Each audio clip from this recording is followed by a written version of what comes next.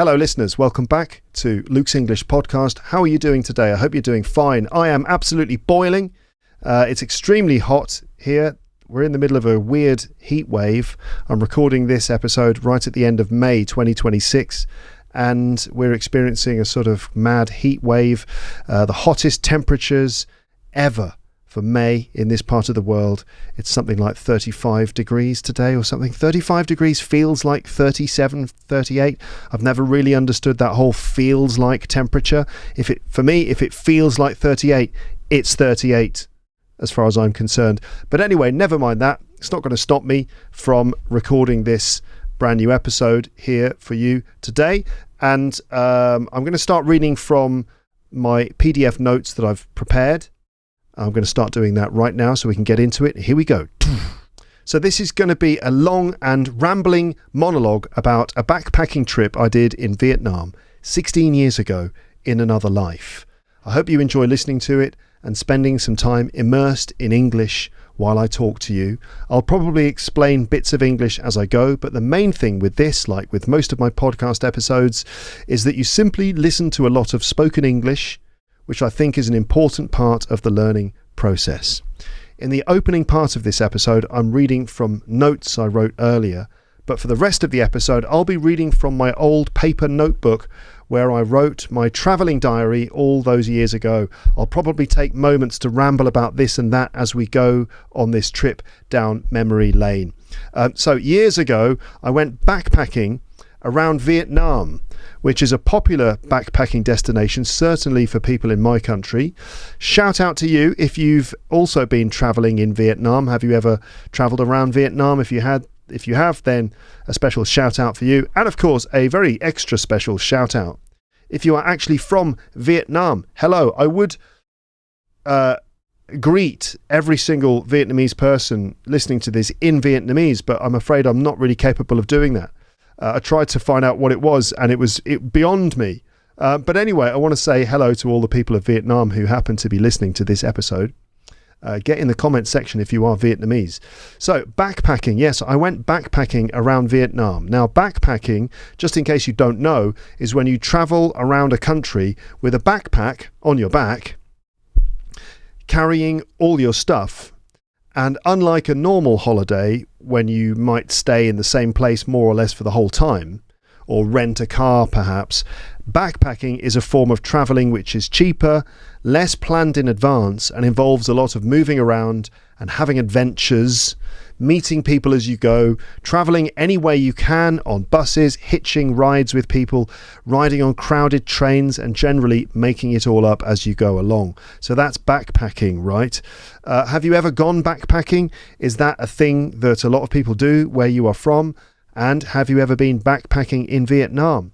So the episode today will include details of my trip, where I went, what I saw, what I did, but also various introspective tangents about what was in my head at that particular time in my life, as well as digressions into these things, some mini lessons about the English that we use in presentations, the English that we use while travelling, various bits of stand-up comedy material I was writing at the time which found their way into my diary, a couple of mini movie reviews because I watched a few movies during my trip and wrote little reviews of them, and various other bits and pieces. So I'll be reading from one of my old diaries, but there will probably be other bits of spontaneous speaking as things occur to me as I go. You can get a PDF transcript of the entire thing. You'll find a link in the description. Okay, so check the description. You'll find a PDF link with a transcript for this entire episode. So at the end of 2009 and the beginning of 2010, I went traveling in Vietnam. I was supposed to go with my usual traveling companion, my cousin Ollie, but he couldn't go. Long-term listeners, you've heard Ollie on the podcast a few times. And these days he lives in the United States. He lives in Los Angeles, but back in the old days, Ollie and I both lived in London, and we used to go on these sort of wintertime holidays. We would travel to some place to try and get some sunshine and to have adventures. And we went to India a couple of times, and also we went to Cambodia, Laos. Where else have we been to? We travelled across Canada one summer. So we've done a lot of travelling together. And Ollie was supposed to be my travelling companion for this trip to Vietnam, but he couldn't go. And that is because he was sick at the time. He was recovering from a mad tropical disease he'd picked up in Africa somewhere. I couldn't remember while I was writing this where he was and what the details were, but I've just texted him. And in fact, he was in Malawi playing at a music festival called Lake of Stars, which is very cool, isn't it? How many of you can say that you've played guitar at a music festival in Malawi? Well, that's what my cousin Oliver was doing when he picked up this thing. So, music festival called Lake of Stars in Malawi. Very cool. But what's not so cool was getting drunk and swimming in a nearby lake. A lake in which snails contaminated by a nasty bacteria known as Bilharzia were living. Did you get that? So my cousin went swimming in a freshwater lake in Malawi, and in that lake there were contaminated snails, which sounds like something out of some sort of bizarre horror movie. Let me tell you about this thing called Bilharzia that my cousin was dealing with at the time. This is why he couldn't travel to Vietnam with me, because he was sick, recovering from this thing. So Bilharzia, that is a disease caused by parasitic worms that live inside aquatic snails. Yuck. Now, of course, at this point, of course you want to know more about how my cousin got a parasitic worm disease right at the start of the episode. Right, you do want to know that. Of course you do, so here we go. Right, now, actually, this could be very important information. If you ever find yourself in Malawi and you spot a lovely looking freshwater lake and you fancy taking a dip in that lake, well, think twice. More than 200 million people worldwide are infected by Bilharzia. I think this is every year. It is the second most dangerous parasitic disease, the second most dangerous parasitic disease after malaria. So everyone knows about malaria, but the second one in the list is Bilharzia, right? So the parasites that cause it live in certain types of freshwater snails. The way it works is that someone who is infected with Bilharzia, let's call him Bill, right? So Bill, who is infected with Bilharzia, he has a parasitic worm living inside him. Lovely, lucky Bill. And its eggs find their way into his wee, that's his urine, and his poo. And somehow those eggs find their way into that lovely looking lake that is right there next to that music festival that you've been performing at. Now maybe Bill did a pee in that lake or whatever, who knows? Bill peed in a lake. Anyway, the eggs from that nasty worm in Bill's body and urine are released into the water of the lake. And the worms that hatch from those eggs then find their way to the freshwater snails that live in that lake, and they crawl inside them and live in them. It's mental, isn't it? So from humans to snails, of all things, and then back to humans again, because so humans to snails, back to humans, and at this point the snails must be thinking, why are we even involved in this? Right? Humans, snails, back to humans. Why are the snails involved? These innocent victims. Anyway, after the worms find their way inside those snails, the infectious form of the parasite called Cercariae, I think, comes out of the snail and into the water. And you can become infected with it if your skin comes in contact with this water. This is like something from a horror film, isn't it? Don't go in the water. So, the worm then finds its way into your body through any means necessary.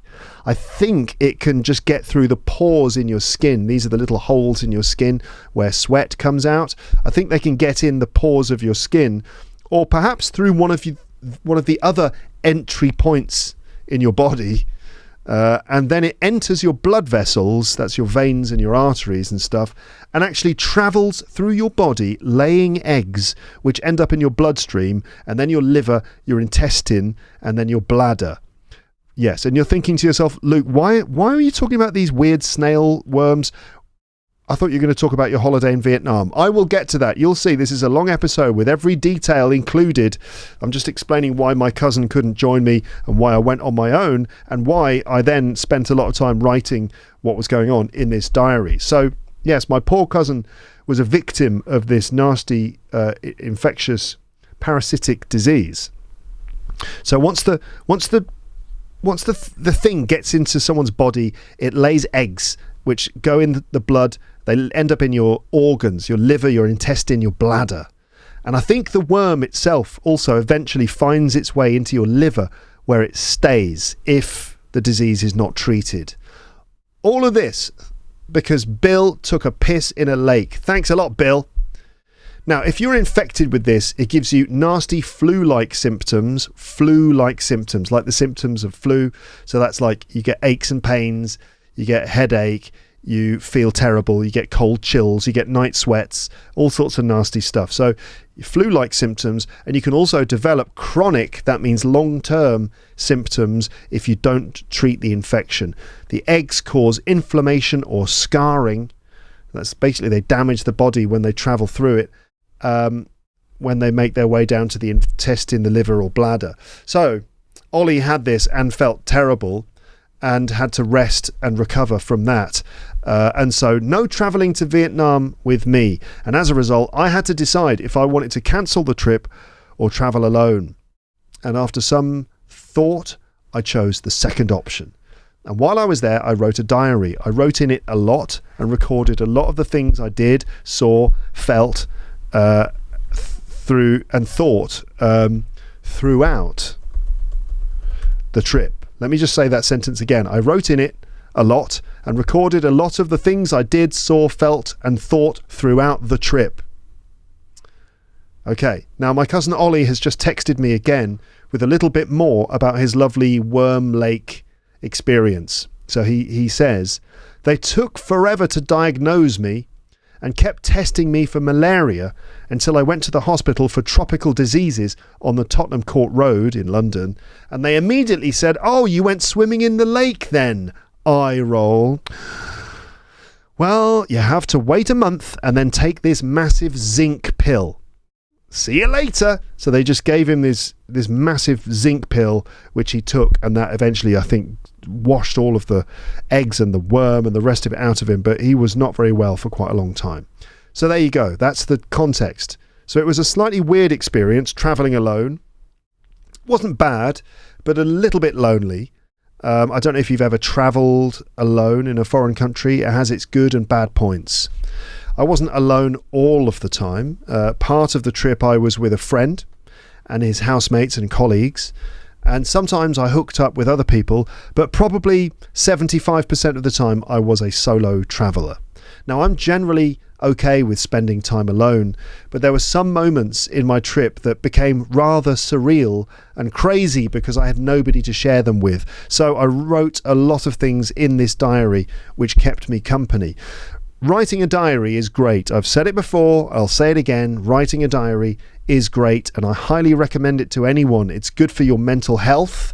I think it's 1,000,000 times better than scrolling short form content on your phone. It gives you a record of your mind at a certain period in your life, as well as just a record of what happened. And it helps you to develop communication and writing skills. Also, if you do it in English, it's a good way to develop your productive fluency and to find your voice. If you write every day, it's a great way to just develop your voice in English. Just write about what you do, think and feel every day in English. Even if you just write a few sentences, it's a very good idea. So I would like to encourage you to write a diary in English. I used to write diaries all the time. I don't really do it so much these days. More or less since I started doing the podcast, I stopped writing a diary. I found another creative outlet in this podcast. So I rediscovered this particular diary the other day and found it interesting to read my own thoughts from over 16 years ago. I can't believe it is 16 years now. Time flies. Another reason to write in a diary, it kind of, you can save a moment in time. So I'm going to open this diary and start reading from it very soon. Let's go back in time and share the company of my younger self. I think it should be a good episode, and I hope you enjoy it. Now, when I wrote this diary, I never intended for it to be published as a podcast episode. So it's full of some very personal thoughts and reflections. That includes some thoughts about where I was in my life at the time. And I think these days, 16 years later, I'm in a totally different place in my life compared to where I was when I wrote this. I was single. I hadn't met my wife at this point. No girlfriend. I had started this podcast a few months earlier, but it hadn't really taken off and become successful at that point. So I actually went on the trip. I left England at the end of 2009, came back in January 2010, and I started this podcast in April 2009, just to give you a bit of context. So at that time, yes, I was single, hadn't met my wife, no girlfriend, only recently started the podcast, and it hadn't really taken off at that point. I didn't really have a big audience. I'd done, I think, less than 50 episodes at that point. I was probably more into doing stand-up comedy during that period. And you can see from the diary that I was thinking about it a lot. My professional teaching career wasn't very well developed. I had done my diploma. I'd done my Delta qualification. But I don't think my career was very well developed, even though I was in my 30s at the time. So despite being unmarried, single, no kids, not really much going on in my career, I was in my early 30s, but I was always a slow starter in life. So as you'll see, I'll talk about the things I saw and did, including some very memorable and brilliant moments, but my writing also includes some of the frustrating things I experienced while I was in the country. Any Vietnamese people listening, I do want to say a special hello to you again. I want to say that you have a fantastic, beautiful and vibrant country with very hard-working, energetic and friendly people. That is definitely the impression I got from visiting 16 years ago. But my experiences were not always completely positive, probably because I was having a fairly low-budget tourist experience. I was definitely trying to do it all on the cheap. I was backpacking. Now, overall, it was great and definitely a positive experience, as you will see at the end. But I did have some frustrating moments, and you'll hear me describe them at various points. Those frustrating experiences were probably mostly my fault, and also just what happens when you do a lot of travelling in a country that you don't know well. As a tourist, I probably didn't get a full or deep experience in Vietnam. I was there for just a couple of weeks, travelling to the typical tourist destinations, spending time on cheap tourist buses, in tourist hotels, and hostels, experiencing everything via those situations, people and places. I'm sure that if someone visited England in the same kind of way for just a couple of weeks, they wouldn't get a fully rounded view of the place and might be met with some less than perfect situations, right? So any tourist experience can be a little bit one-sided, maybe a little bit shallow, right? I should also say that I did an episode of Luke's English Podcast back in 2010 after my Vietnam trip, and you can see the notes I wrote for it in this diary. I think there were 2 episodes that I made which were inspired by this trip. One about the language we use while traveling, and another more generally talking about my trip. So there's episode 47 was called Traveling in Vietnam. And in that one, English Robot 3000, if you remember that, an early predecessor to today's chatbots. English Robot 3000 interviews me about my time spent traveling in Vietnam. So that's just about my trip, just a few weeks after I got back from it. And episode 48 was called Useful Expressions for Traveling with Claudia. And that's for traveling, you don't have to travel with Claudia. It's not just expressions for traveling with Claudia. I mean, the episode was recorded with, you get the idea. So it was a conversation with Claudia, my colleague and friend at the school I was working in at the time. Conversation with Claudia about traveling and backpacking with plenty of useful vocabulary for talking about this subject. This is super useful for people who like traveling and want to use English on their trip to meet people and make friends. I'll go through some of that language later on in this episode when they arrive in my diary. Now, since I did those episodes in the early days of Luke's English podcast, my podcasting style has changed a bit, and I'm a bit more willing to be introspective and personal and to reveal what I was truly feeling while traveling, which is what you're going to get in this episode. Let me give you a quick overview of Vietnam and my route. Okay, now, actually, I'm going to do a little quiz for you. I'm going to give you a little quiz. Okay, a few quiz questions about Vietnam. Let's check your general knowledge about Vietnam. So first question is this: bordering countries. What 3 countries border Vietnam? What 3 countries border Vietnam? So Vietnam shares a border with 3 other countries. What are they? Well, in the north, it is China. Then we have to the west, we have Laos. And then in the southwest, there is Cambodia. So China, Laos, and Cambodia are the bordering countries. Another question about geography. What sea is on the coastline of Vietnam? What sea is pretty much the entire eastern coastline of Vietnam and a bit on the south as well? What sea is that? That is the South China Sea. What's the currency that they use in Vietnam? The currency. It's the Vietnamese dong. Here's a difficult one. What's the language that they speak in Vietnam? What language do they speak? Yes, of course, they speak Vietnamese. What about Vietnam's colonial history? Now, this is not the most it's not the only thing to know about Vietnam, of course, but in terms of its modern history, these are some important details. Colonial history of Vietnam. Well, Vietnam is a fully independent nation with a strong culture and national identity, but its modern history is heavily influenced by colonialism. It was the French who arrived in the mid-19th century that largely transformed the landscape of Vietnam into a source of raw materials like rubber and coffee. So the French came in, they seized land from the locals and then started to mine that land and source raw materials from that land. Coffee, rubber, typical European colonialism. Then during World War II, Japan, of course, occupied Vietnam, even though it was still a French colony.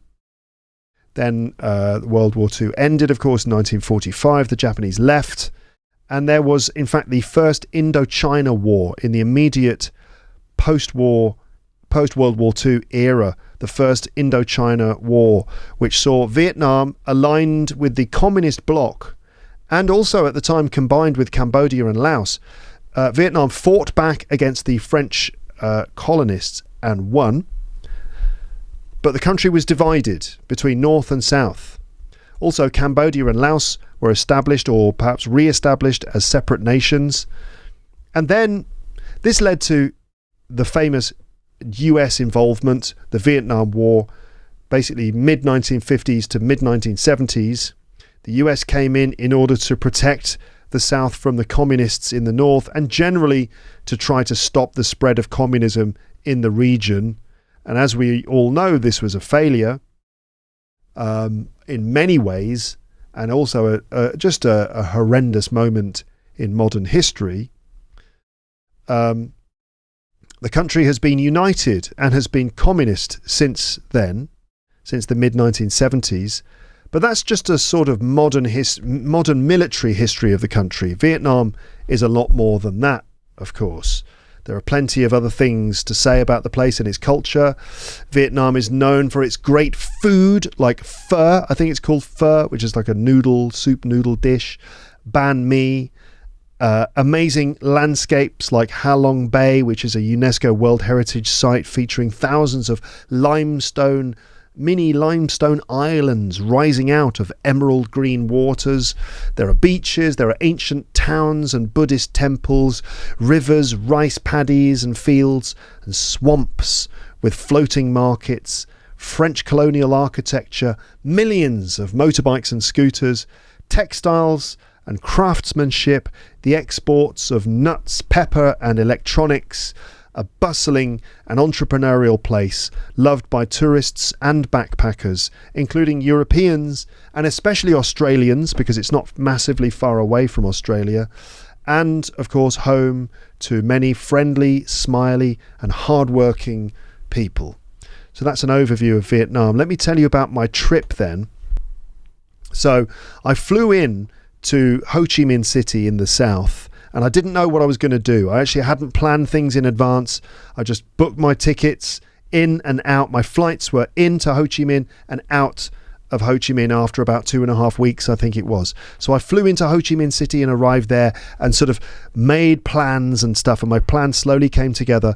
After spending some days in Ho Chi Minh City, I flew north. There's a lot of flying in the first half of my holiday. Not great for my carbon footprint, but there it is. So I flew to Hanoi and spent some time there with a friend. While I was there, I visited Ha Long Bay, which is just on the coast near Hanoi. And from there, I took one more flight to Hue, which is a sort of traditional place right in the centre of the country on the coast. From there, I took, I think, a coach, was it, to Da Nang, to Hoi An, which is a town near Da Nang, another large city on the coast. And from there, a train down to Nha Trang, a sort of seaside area, a seaside resort town with a lot of day trips you can do out into the sea and a lot of fun to be had. And then another coach back to Ho Chi Minh City, where I ended my trip. So at this point, I'm finally going to start reading from my diary. I'll remind you that there is a PDF transcript for this whole episode. But now let me read from the diary. How long is this going to be, this episode? The diary is not that thin. I wrote a lot of words during this trip. So let's just dig into the diary and we'll start right away. So this begins on the 27th of December. And in fact, I spent that Christmas with my family, not in the family home, but my parents booked a little house next to the beach, actually, on the east coast of England, on the Suffolk coast.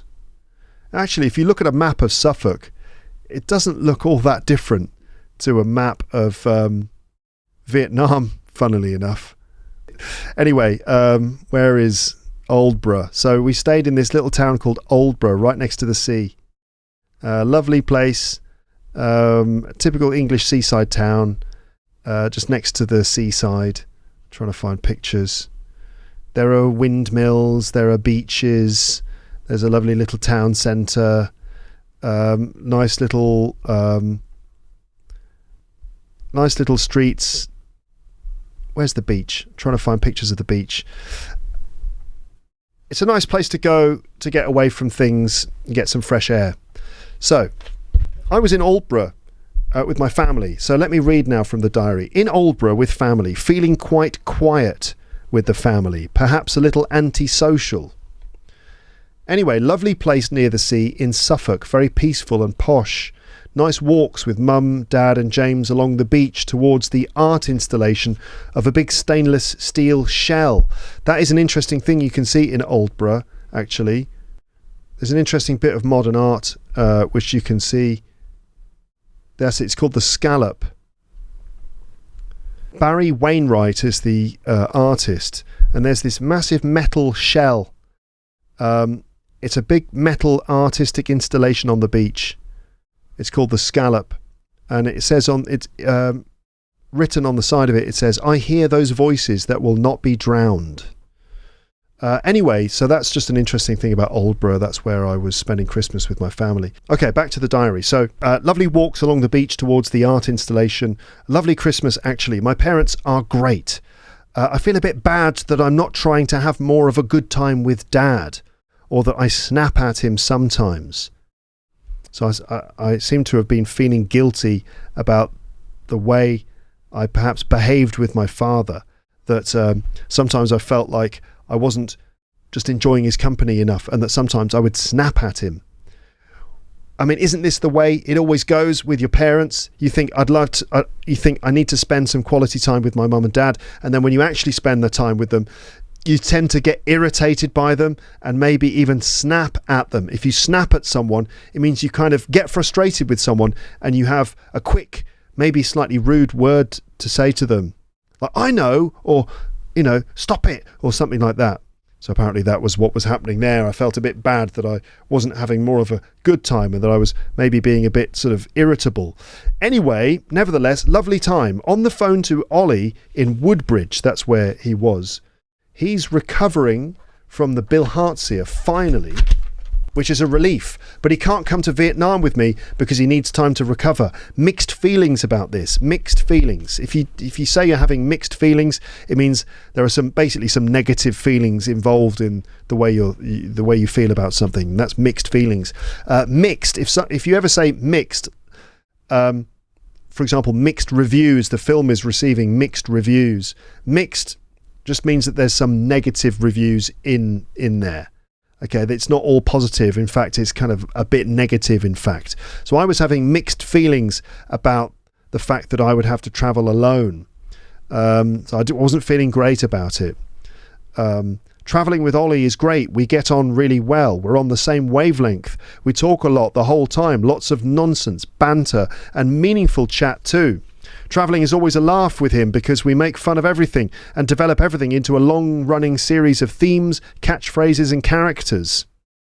It's true, trips that we've done in the past, we end up speaking this kind of like shorthand of quotes from films and TV shows, talking in accents all the time, and lots of long-running jokes and things. It always becomes absolutely hilarious. And when we end up meeting up with other people, if we would make friends with other people, they would always be like entertained by our nonsense talking.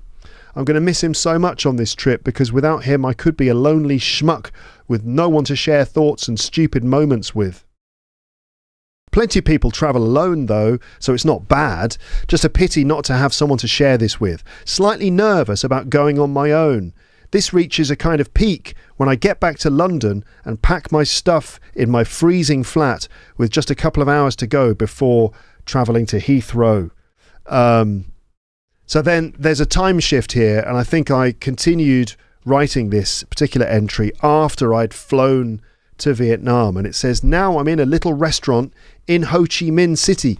Just finished what feels like a pepper noodles dish. I wasn't even sure what it was I'd eaten. Pretty good and less than £2. Quid means pounds.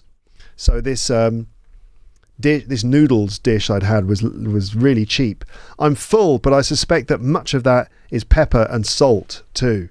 Not bad for a first time in a random spot in Backpacker Central in Ho Chi Minh City. Quite a strong beer too, plus jet lag, and I'm in the twilight zone. Meaning I was feeling a bit sort of disoriented, maybe a little bit jet lagged, slightly drunk, and I was feeling a little bit sort of spaced out in the twilight zone. American, I think, girl next to me, also alone. I should make conversation, but I'm just in London mode for my first night. Just want to be alone to sit here and recover and acclimatise. Just get used to things. Then from tomorrow, I'm Mr. Sociable Backpacker, making friends with all around me. Now, I had good intentions to be sociable and make lots of friends on my trip. I'm not sure I entirely followed up those intentions, but we'll see. Again, talking about this American girl who I think was sitting next to me, I said, she looks wrapped up in her BlackBerry. If someone's wrapped up in something, it means they're fully involved in something. So she was on her BlackBerry, looked like she was very wrapped up in it, meaning she was like focused on her BlackBerry, just concentrating on her BlackBerry. A BlackBerry, if you don't know, is a form of mobile phone from 16 years ago. They were very, very common. The good thing about BlackBerries is that they had a full QWERTY keyboard, right? These days, it's all touch screen, which is not that much fun. I don't really like typing on a touch screen phone, but BlackBerries had actual buttons, like a full keyboard made of proper buttons that you could feel and click.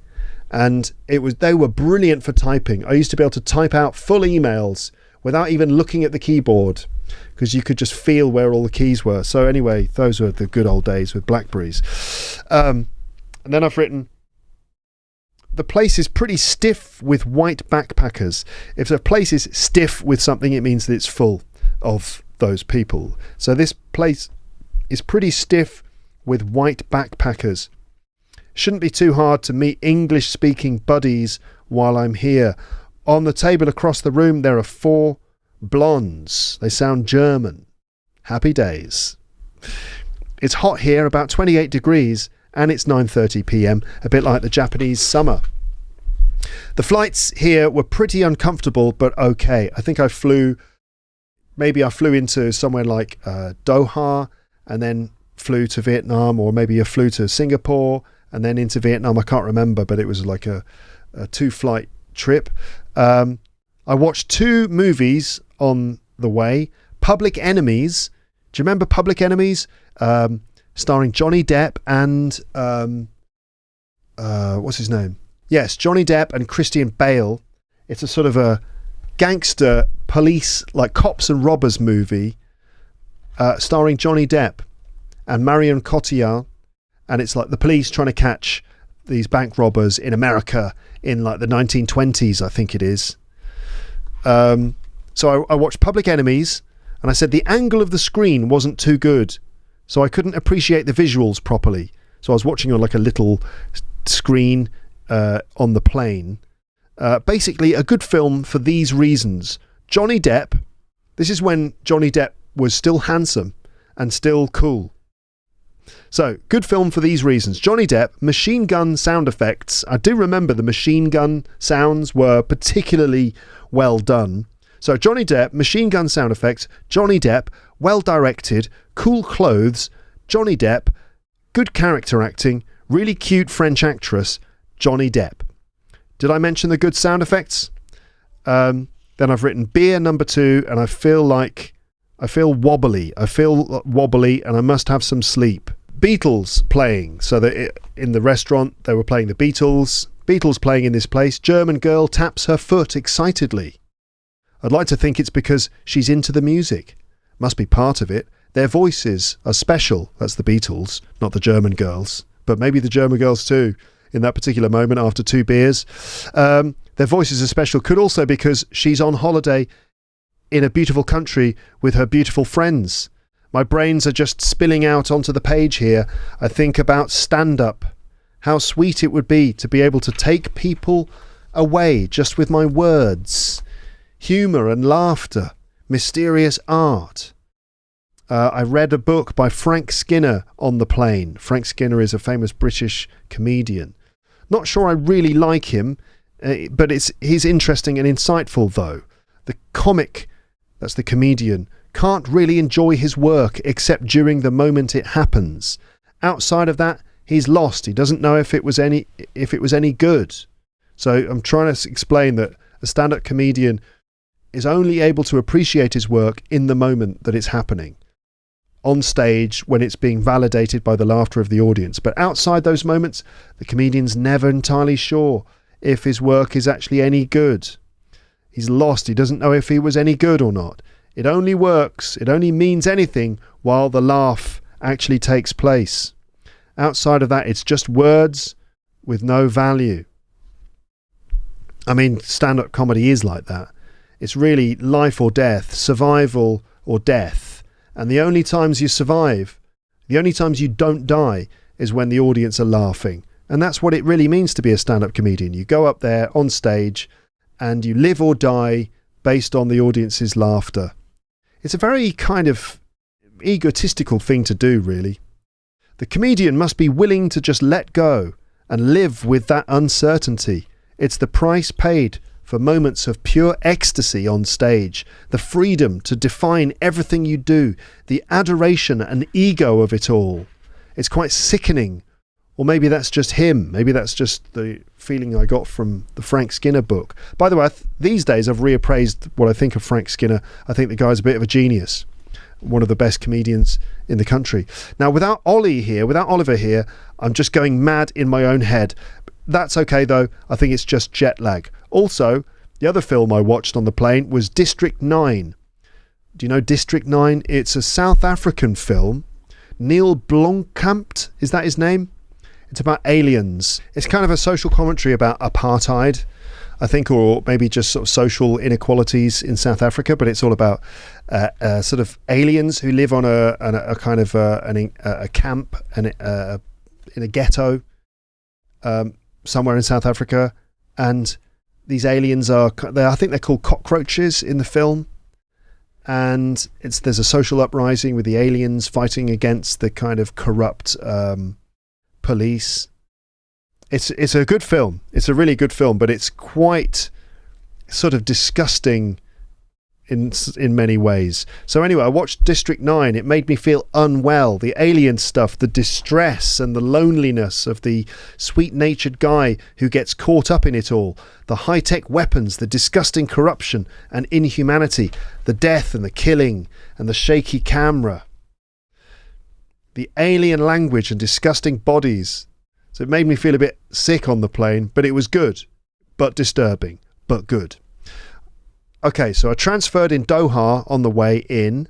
So I ended up in Doha in Qatar as my transit point. Transferred in Doha, random Middle Eastern desert city in Qatar. Views I got were of a sunrise across a runway surrounded by the desert from a shuttle bus. It was unreal. I remember that, looking out. I was on a bus traveling through the airport and looking out the window across the runway and then out across the desert and seeing the sunrise. That was pretty special. One of those weird airport moments where you're kind of in some timeless place. There's a hippie looking guy. A guy who looked like a hippie a few tables away with a gorgeous girlfriend. Well, I say gorgeous, she's nice. I hate him. Stupid comment, because I could get a girl like her if I tried. So here, now we have the typical Luke's diary stuff about how I don't have a girlfriend. Sometimes I worry that I don't want to, meaning I don't want to get into a relationship. That I'm cold, unemotional, and incapable of love or loving. Yes, now, this is my appeal to the audience.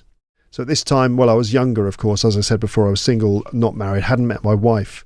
And that's the sort of thing that the perpetually single person does think. Now, I just want to say hello to you, if you've ever thought that. If you've ever been single for quite a long time, and I was single for quite a long time at that period, without a girlfriend, maybe because I didn't really want to be in a serious relationship. I didn't really want that kind of commitment. I was quite happy just living my life, being free and doing whatever I wanted to do whenever I wanted to do it. I wasn't quite ready to commit to another person in the serious way that I always thought that I should as a grown-up person, right? But there were times when I felt like there was something wrong with me, you know? First of all, I never really felt justified in that decision of saying to myself, well, I don't really want to be with someone. I just want to be on my own. I want to do whatever I want to do. I might hook up with people sometimes, but mainly I just want to be my own person at this time in my life. I never really owned that feeling. I never felt like I had the right to just do that. I always felt there was some pressure that I should be in a relationship, that I should have a serious girlfriend and all this stuff. But also, I always felt like maybe there's something wrong with me too. Why am I single? Maybe I'm unemotional. Maybe I'm incapable of love and loving. And I think that's actually a very common thought. I think a lot of people who are single will tell themselves these things, and it's not true. Okay? It's not true. It's probably just because you're quite happy living a single life, or you just haven't met the right person yet. It really is as simple as that. You just haven't met the right person. Maybe you've met some people who have been bad. You might have met and spent time with people who are not the right person, and they have sort of spoiled things for you a little bit, made you defensive. I would just say, in my experience, things happened when I was ready for them to happen. And as soon as I was ready to meet someone, I was willing, and I'd got some heartbreak out of the way. And I'd lived some single years. then I actually got into a relationship and found love and so on. Right, let me continue. So these are some of my worst thoughts, and the last of them on this holiday. No negative introspection here. It's so self-indulgent. The self-indulgence I'm starting now is sensory. Sights, sounds, smells, feelings, tastes. If I see something I want, I take it. So that was like a promise to myself that I wouldn't just go around in miserable self-indulgent introspection, that I was there to have a good time and that I was there to soak up the sights, the sounds, the smells and experiences of this trip. And then I've written stand-up material. So this is where I started to write down some ideas for stand-up material. And this bit of material, I think I write this a few times in this diary. You'll see how I develop it as I go. So stand-up material idea. Why do we have to switch off our iPods during takeoff and landing? Apparently it's because it interferes with the plane's navigation system. So what actually happens? Do they suddenly start picking up my music playlist in the cockpit of the aeroplane? And then at this point I have to name a song, riff on it. Why? Like, the pilots are about to take off and suddenly they can hear some piece of music. I'd never really worked out what that piece of music could be. Why do iPods have so much power over planes? Is it just planes? I think it's a lie. I think that the pilot just wants us all to concentrate on his landing. So we'll be impressed. As if he's saying, sorry, no iPads on the plane. Watch this. You never hear news reports, do you, about plane crashes caused by MP3 players? There was a horrific crash at the Heathrow Terminal 4 this evening. A 747 is said to have skidded off the runway, exploded in a massive fireball. Inspection of the black box recorder showed the cause of the accident to be a combination of a Game Boy DS and an iPod Nano, both of which were in use during the landing. This is the 7th Nintendo-related plane crash in the last year. I did develop that material, ended up doing it on stage quite a few times, and it was good. It worked. That was some good material. There'll be more of that coming. Lots of backpackers round here seem younger than me. I guess I'm getting on. If you're getting on, it means you're getting old. At 32 though, I reckon I'm still in my prime. In my body I'm not, but in my head I'm still there. As if I would have lost my marbles at 32. I've got a few good young years ahead of me. Well, bollocks, I'm writing a load of crap now and I'm knackered, meaning very tired, so it's time to stop. I'm going to get the bill and go home to plan the next few days. Got to get a camera. My phone might do. I think I did get a camera in the end. Next entry is from the 29th of December at 6:50 a.m. That's very early in the morning. This crazy jet lag has stopped me getting any sleep beyond a couple of hours on the flight and a couple of hours from 11 until 2 this morning. I feel fucked. Then the same day in the afternoon, I got up slowly this morning following an Apocalypse Now style sleepless night in my room. You know the movie Apocalypse Now?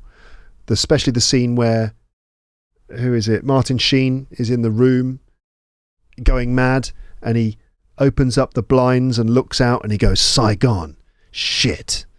So it was a bit like that. A lot of lying around, trying to shut off my head, trying to sleep. I had a super basic breakfast of scrambled eggs, which turned up naked on a plate, accompanied by a long bun of bread on another plate. At first I was like, huh? Because see, this is a culture shock, because apparently where I'm from, I can't imagine scrambled eggs being served not on bread. Like, they have to be served on toast. But this scrambled eggs breakfast was served to me on a plate with some bread on the side. And apparently that was enough to make me go, huh? But it was fine. Such a small complaint from my Western head, because the eggs weren't served on the bread. Orange juice too. The whole thing came to less than £1, I think. And I thought the Ritz Cafe was good value. The Ritz Cafe was a cafe near my apartment, which was super cheap in London. Then I tried to plan some stuff. I spoke to a travel agent rep who has a desk in the hotel. English not bad, but her pronunciation is poor. Oh dear. Some amusing banter about learning English. I was too late for a trip to the tunnels and the temple, so I've booked that for tomorrow, and I leave at 8 a.m. Hope I'll get some sleep tonight, or I will be like a zombie tomorrow. Should go to my room fairly early and just nap until the morning. Must try to book a room for an extra night here.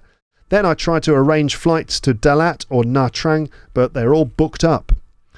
I considered an 8-hour bus trip to Nha Trang, but in the end I managed to call Nick, and he says it's cool for me to head straight for Hanoi on New Year's Eve and spend a few days there. So Nick was a friend of mine who I used to work with, and he was living in Hanoi at the time. So I arranged to just fly straight to Hanoi and then spend New Year's with him and his flatmates. And then I've written, then I can do Halong Bay and travel down to Hue, Da Nang, Hoi An, finally back to Saigon, Ho Chi Minh City I mean, and out of here. So booked my flight to Hanoi and then headed out on foot into Ho Chi Minh City to check out some of the local sites. Now, people don't generally walk around. Some people walk a bit, but almost everyone gets from A to B in Ho Chi Minh City on a scooter.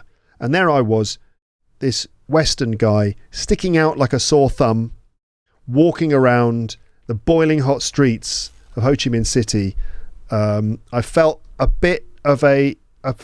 a bit of an idiot walking around, not knowing where I'm going, a blatant tourist. It was quite a change from London, where I'm definitely a local. I got used to it. The roads are very crowded with masses of scooters and taxis. Crossing the road is tricky because basically you just get an absolute tidal wave of scooters all coming down the road all at the same time. Crossing the road is complicated, but I use the tried and tested method of crossing the road right next to a local. That's where you stand next to a local, and as they cross the road, you just cross the road right next to them. It's a tried and tested method. It works it works for kids as well. Downtown Ho Chi Minh City is noisy, vibrant, energetic, busy, quite dirty, smells of lemongrass, fried food, oil, and even urine in some places, which is not uncommon for big cities. I mean, Paris, of course, it has its moments. But those were my sensory first impressions. The people are basically involved in working, as far as I can see, selling stuff in their shops, fixing bikes in the street. A hell of a lot is happening here, so it's very busy, bustling. It appears to be modernising pretty fast. Some high-tech looking entertainment in the park area in the middle of the main town centre. It's like the urban parts of India I've seen. People hassle you less. Hassle, that's where people basically come up to you trying to get your money, or come up to you trying to sell you things, and they don't leave you alone. They hassle you. And you do get that quite a lot in India, but I've noticed that people hassle you less in Vietnam. You get the odd person attracting your attention, trying to sell you stuff, or trying to offer their bike. So you get these guys sitting on motorbikes and they go, "Hey!" and they slap the back of the bike, and they're offering you their services. But they don't persist so much. There's less grift.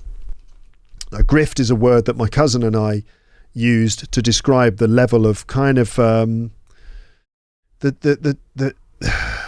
manipulative ways that people in India try to get your money or try to sell you things. Normally they're trying to sell you some stuff that you don't want. Like there's some textiles or some spices or just some general stuff you don't want.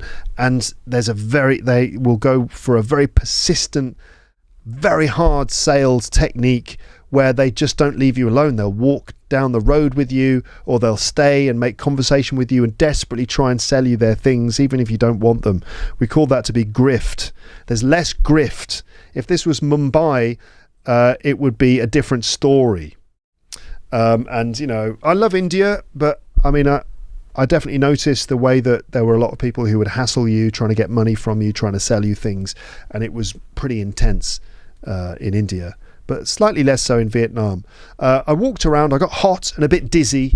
I made my way through the busy streets, got a bit lost, but found my way using a blue map that I got from a girl in reception in the hotel. I checked out the Ben Thanh market, a large indoor market full of stuff, including some nice looking fruit. Also the Independence Palace. I walked in but couldn't really see it. And then on to the War Remnants Museum. So this was a museum with lots of bits and pieces left over from the war against the United States. And it was pretty shocking. The Americans absolutely screwed Vietnam during the war. It was completely illegal and unacceptable. They killed millions of civilians and carpet bombed massive areas. They also pumped millions of tons of chemicals into the land. Just utterly screwed the place. And for what? Great way to save a country from communism, and it didn't work. Have the Americans ever really apologized for this? Their films tend to focus on how bad it was for the US Army soldiers who fought there. The Vietnamese don't really get dealt with. As far as I can tell, maybe there are some rare exceptions in films, but what? And how do Vietnamese people feel about this? I don't know, but the photos and the stories that I saw at the War Remnants Museum were absolutely shocking. I walked back to the hotel, and I've just had a massive club sandwich and chips for about £2, which is actually quite expensive.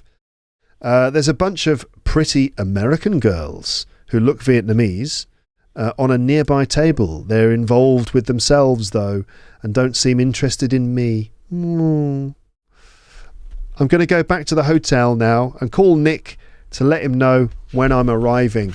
Also, I've got to book that extra room for tomorrow and maybe call Ali and see if he wants a drink. Who's Ali? I've no idea.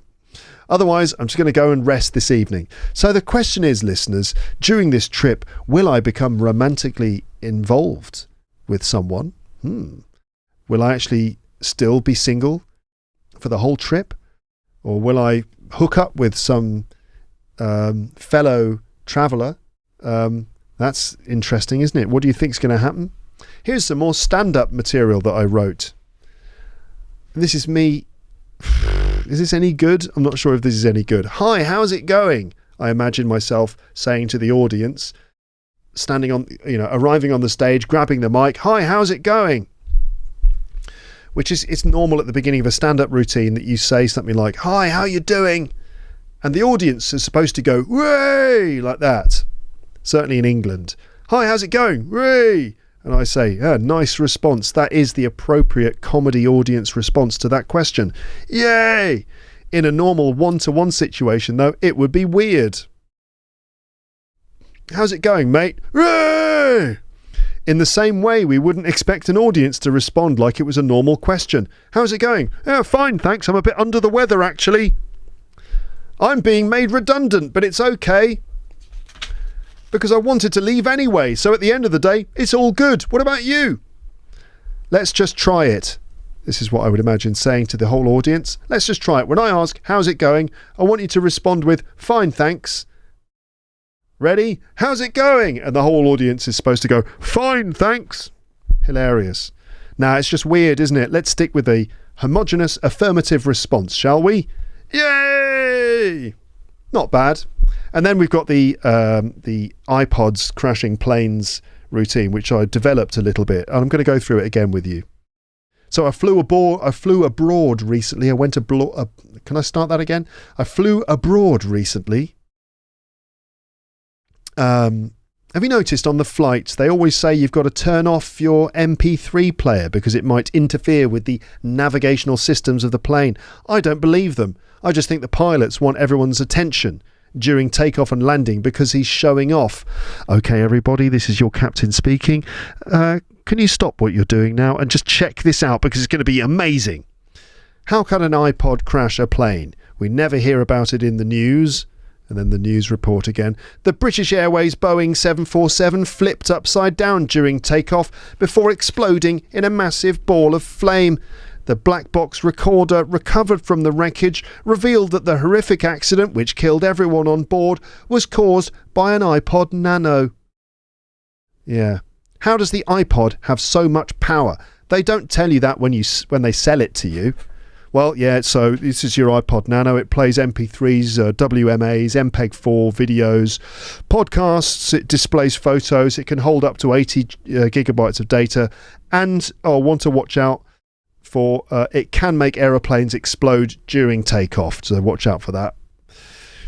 So if this is true, why don't Al-Qaeda use iPods? Al-Qaeda were in the news a lot in those days. Remember Al-Qaeda? Of course you do. Okay, so when this is an Al-Qaeda meeting, this is probably not advisable. Slightly edgy material now.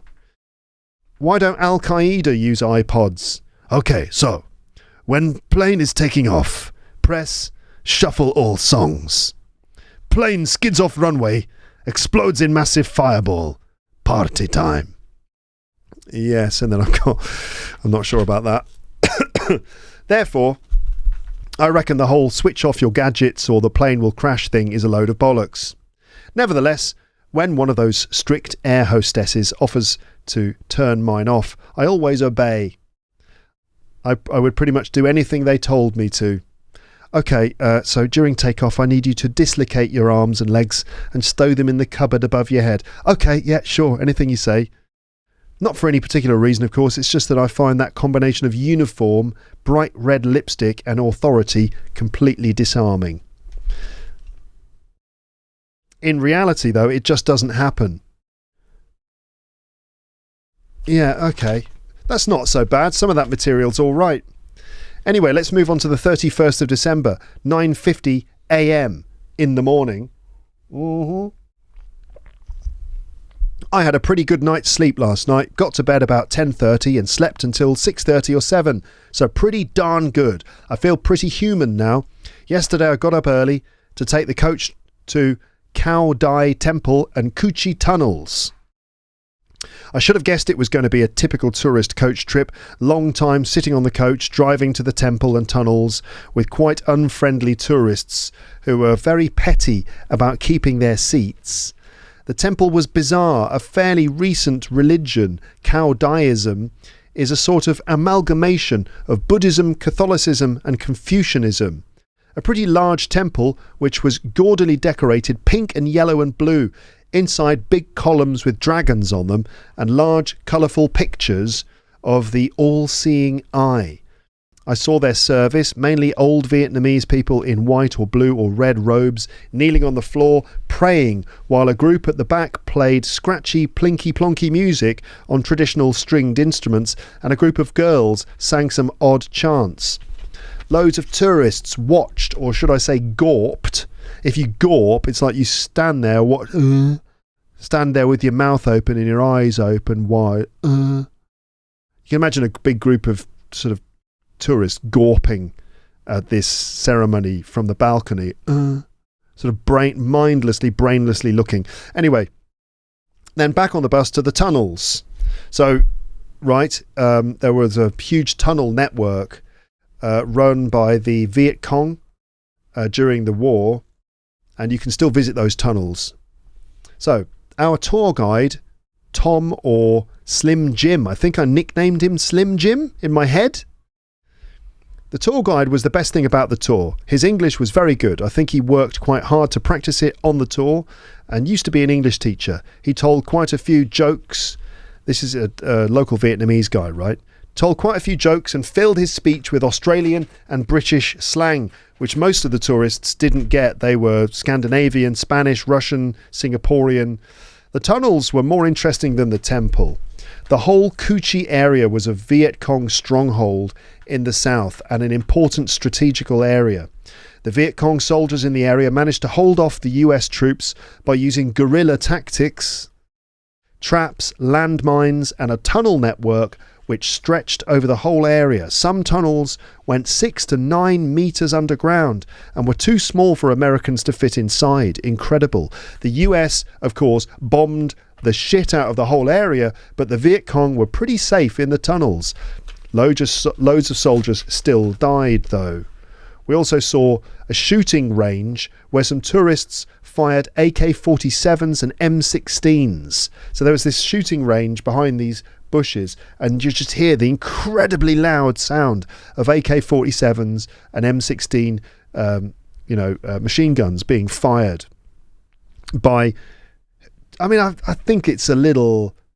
I don't know, it doesn't seem appropriate, does it, to go to Vietnam, explore these museums which describe the horrors of the war and the tunnels and all the history, and then you want to go and fire an AK-47, I don't know.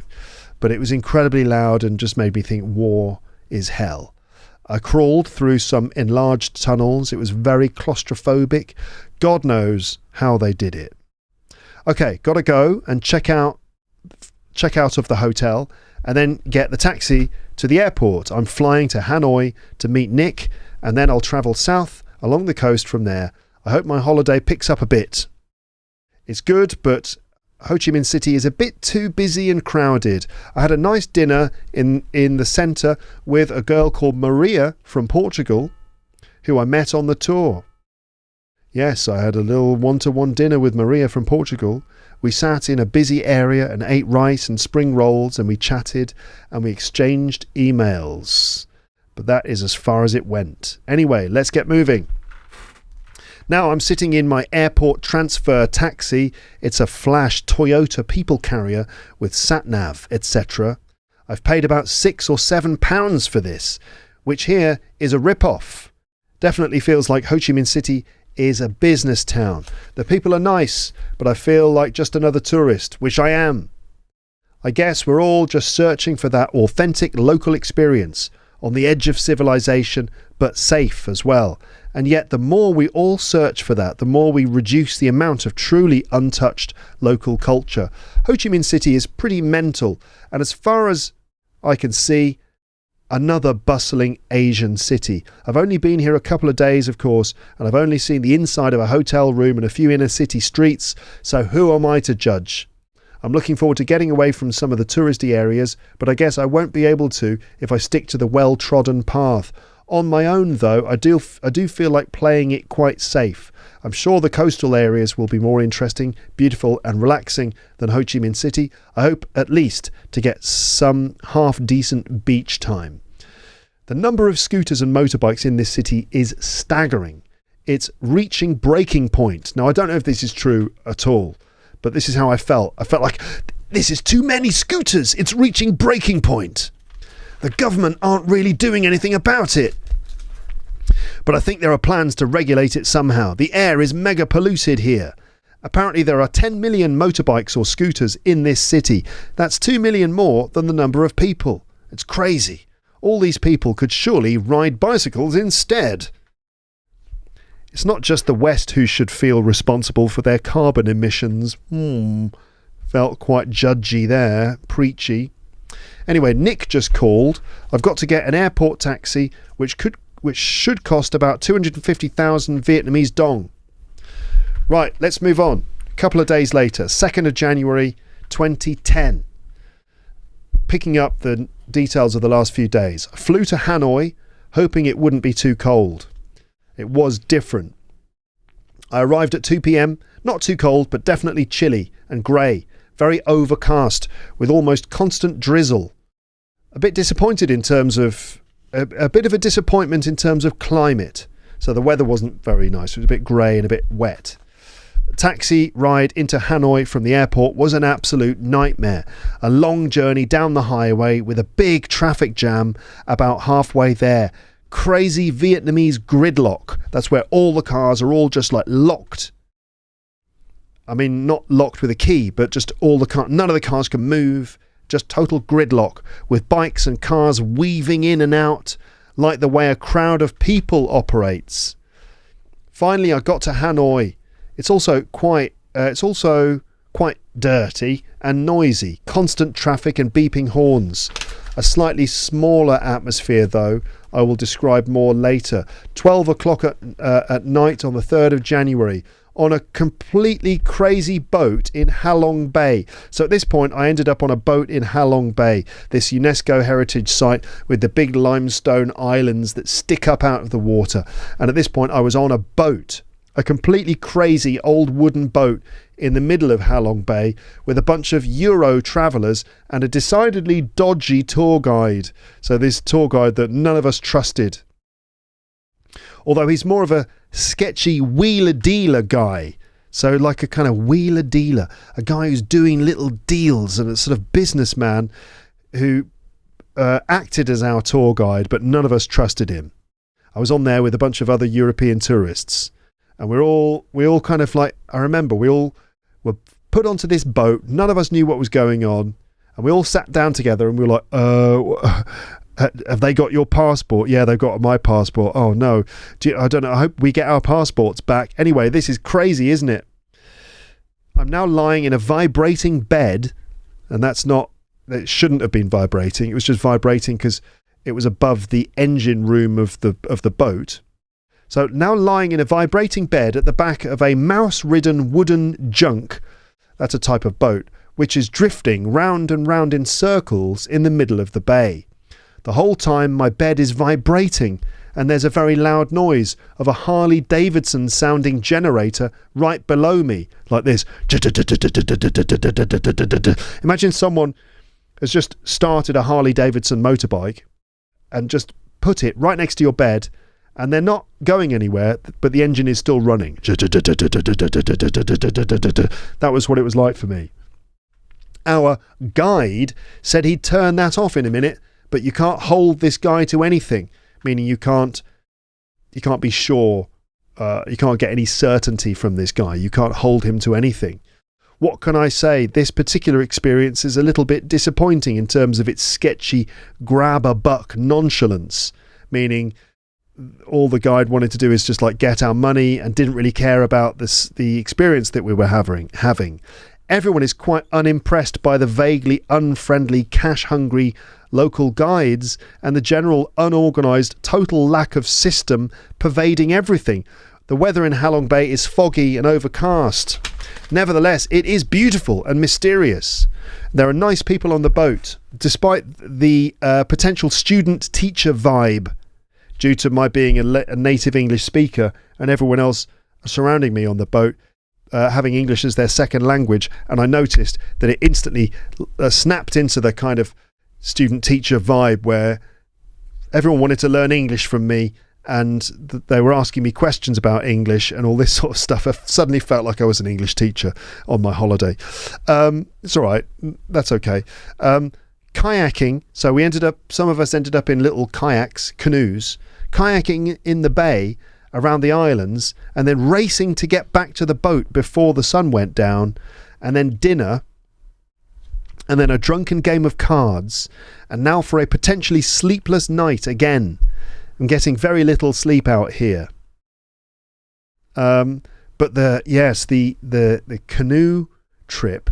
So we were offered a canoe trip, and so some of us were up for it, including me. I love canoeing in a kayak. You know, when you have a single paddle that you hold in your hands and you put the ends of the paddle in the water and you can canoe your way around.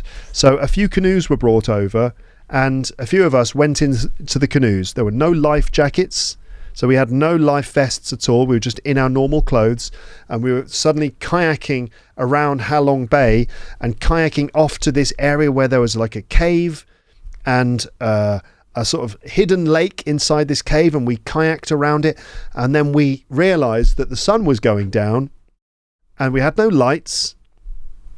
So it was a mad rush to kayak back to our boat. We couldn't quite remember which boat it was.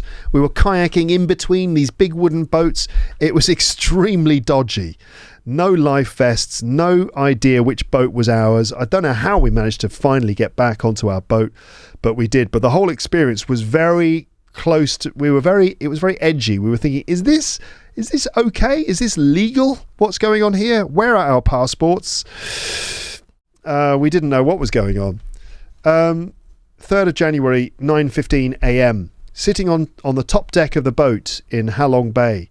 It's still misty, but better than yesterday. Most of the other travellers from the boat yesterday have disembarked onto an island. Now I've got some Germans or Polish people on board. Halong Bay is awesome, even on an overcast day.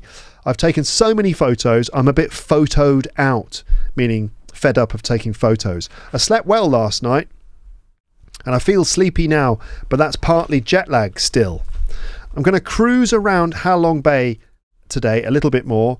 I think then I'll be dropped off on the mainland for a bus trip back to Hanoi.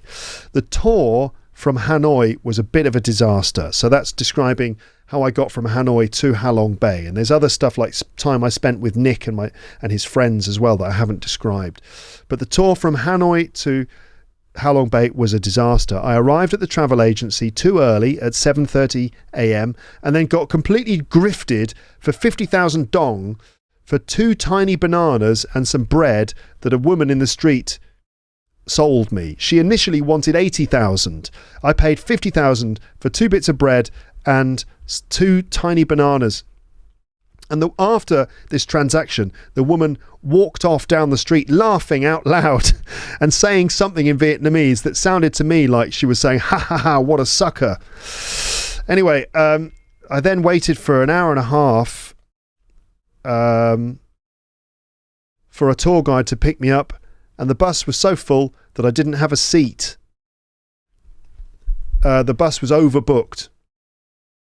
A child had to sit on someone's lap, and then I had to sit on a very uncomfortable folding chair on the bus, surrounded by bags and people. So I was trapped with no leg room on this very, very uncomfortable folding kind of deck chair for the entire journey, 3.5 hours. The tour guide didn't really have a seat. On the way, looking out the window, I could see some sights, and it was, I have to say, less than impressive. It was kind of dirty and drizzly, and lots of little satellite towns and some factories making random stuff like concrete tubes, seat belts and things. Eventually got to Halong Bay, and the badly organised tour continued with everyone standing near the dock waiting to be put on boats. This was like a huge crowd of tourists, all pushing and shoving and moving about, all crammed into one area. I mean, surely it's not always like that. I don't know, but I think it's probably because I chose the improvised budget backpacker experience that I ended up in this situation. But imagine a huge crowd of tourists. We all had come from different tours, all with different guides, all crammed into one area. Our tour guide, didn't seem to have a clue what was going on. He was wandering around confused. No one knew where anything was. And then he demanded our passports. He took our passports from us and kept them. And we weren't very happy about that. Everyone started looking around at each other, and we all got very worried because it was chaos, basically. Some people had paid loads of money for the tour and were genuinely pissed off and angry. We all talked to each other, and it turned out that there were massive differences in how much money we'd all paid for basically the same experience. Some people were like, how much have you paid for this? How much have you paid? How much have you paid? We're all on the same boat with the same guide, having the same experience, but everyone's paid different amounts of money. Again, I'm sure this is not what tourist experiences are usually like in Vietnam, but I was having the cheap backpacker experience, so you get what you pay for to an extent. Finally got onto a boat, and we set sail into the bay, and we checked out some of the murky views of these islands appearing. Eventually some impressive towering islands were surrounding us with misty tops invisible from us. It was very atmospheric. We had lunch on the boat, and we got off to visit a pretty impressive cave. Our guide's job was to point out stalactites and stalagmites that looked like animals. Stalactites are when, inside a cave, as water over thousands of years drips from the ceiling, it leaves these incredible hanging rock formations that hang from the ceiling. Those are stalactites, and stalagmites are the same things, but they're on the floor. So this cave was full of these impressive stalactites and stalagmites that looked like animals, and it was the job of the tour guide to point out the ones that looked like different things. So he was like, this one looks like a frog, this looks like a dog, this one is an elephant, there's the Virgin Mary, there's a man's penis. You know, that was his job. Good views of the bay, fantastic views, and then the kayaking experience around some of the islands. Kayaking is great. I love doing it. I used to do kayaking when I was younger. My brother and I were part of a kayaking club. I should do it more often. I'm still not bad at it. But we kayaked until it got dark, and it was a bit of a scary race to get back to the kayaking area and our boat. And then we had dinner on the boat and banter, meaning just like funny conversation with the other people, and beer, and then to bed with the loud generator and the vibrating bed. The guide said he'd turn it off, but he didn't. So I told the guide to do it myself. So I got up myself and told the boat, I guess the captain of the boat, to turn it off, and he actually did. And then we finally got peace and quiet, and I was a hero. I was the hero of the boat for doing that. I don't know why they would need it. Maybe they needed the generator to, I don't know, to make the TV work so they could watch the football or something. They probably hated me for making them turn it off. Anyway, so Hanoi then. On the 31st of December, I flew there and got a taxi from the airport. As I said, a long taxi ride through very intense traffic jam. The driver was getting increasingly stressed and vocal, shouting out of the window. Lots of pointless beeping of the horn at lots of non-moving traffic, as if it could possibly make a difference. And it's the same thing they do here in Paris. If there's a traffic jam, all the drivers start beeping their horn, as if the cars in front are like, oh, sorry, oh yeah, sorry, let's go. I don't understand the beeping of the horn. Lots of traffic moving across different lanes. Mad random traffic. They seemingly have no system here at all. Got into Hanoi. Nick's street is quite narrow, still loads of scooters constantly droning past and beeping, shops and stuff in the street, a B-52 memorial, loads of broken bits of B-52 bombers, American planes, on the floor behind a fence, and then a clean, well-kept Soviet MiG fighter on display as well, lauding it over these broken bits of American planes. Waited in a cafe for Nick with the worst coffee ever. It was brought out with a jug of condensed milk, which looked like ectoplasm, like this condensed milk which sort of like slowly oozed out of the cup. I think that this is Vietnamese coffee, and actually I'm probably being very disrespectful. I think that a lot of people have a taste for Vietnamese coffee, and it's a well-known thing. But for me, it wasn't what I expected, and the condensed milk, this kind of sugary, gloopy milk stuff, was not what I wanted. I found it incredibly sweet and actually disgusting. Sorry, everyone. I sat and waited. The town is drizzly and skanky. The locals pretty much ignore you. They don't really speak English, and it feels to me kind of like at the end of the world. I spot a rat on the floor of the cafe out of the corner of my eye. Sorry, Vietnamese listeners, if you get the impression I'm painting a negative picture of your city. Later on in my trip, I did have some much better and some genuinely wonderful experiences in Hanoi, including sitting under a canopy outside a restaurant, eating noodles in the street, eating pho in the street late at night while the rain pattered on the top of the canopy, and it was very atmospheric and wonderful. But my first impression wasn't that great. I read some Sherlock Holmes, and then Nick arrived. It was great to see a friendly face. He took me to his place. 4 or 5 floors of quite grand and clean building. Definitely a sort of French colonial style. In my room, I've got a double bed. There's the internet. There's TV. We head out for New Year's Eve. First, we drink a few light, watery local beers in a beer hoy with Ronan, an Irish guy who works with Nick. Beer hoy is like a little stand in the street, often just a guy in the street who serves very cheap, generic, locally brewed beer. It's kind of like watered down home brew, and it costs about 10 to 30 pence a glass. I think this is why Nick loves it so much. We sit and we banter about stuff. We watch the Vietnamese drink an evil paint stripper Vietnamese vodka. Then we head to a nice curry house and we meet some more friendly expats. Delicious curry. Then on to an international bar/club called the Press Club. A weird mixed crowd of Vietnamese and Westerners and some children too. More booze, glorified karaoke act on stage. Vietnamese girls who sing like the Pussycat Dolls, but terrible music. Beyonce in concert video on the big screen with sound turned down. So this band were performing on stage, basically doing karaoke, but then on the screens there was a Beyonce concert video with the sound turned down, which I never really understood.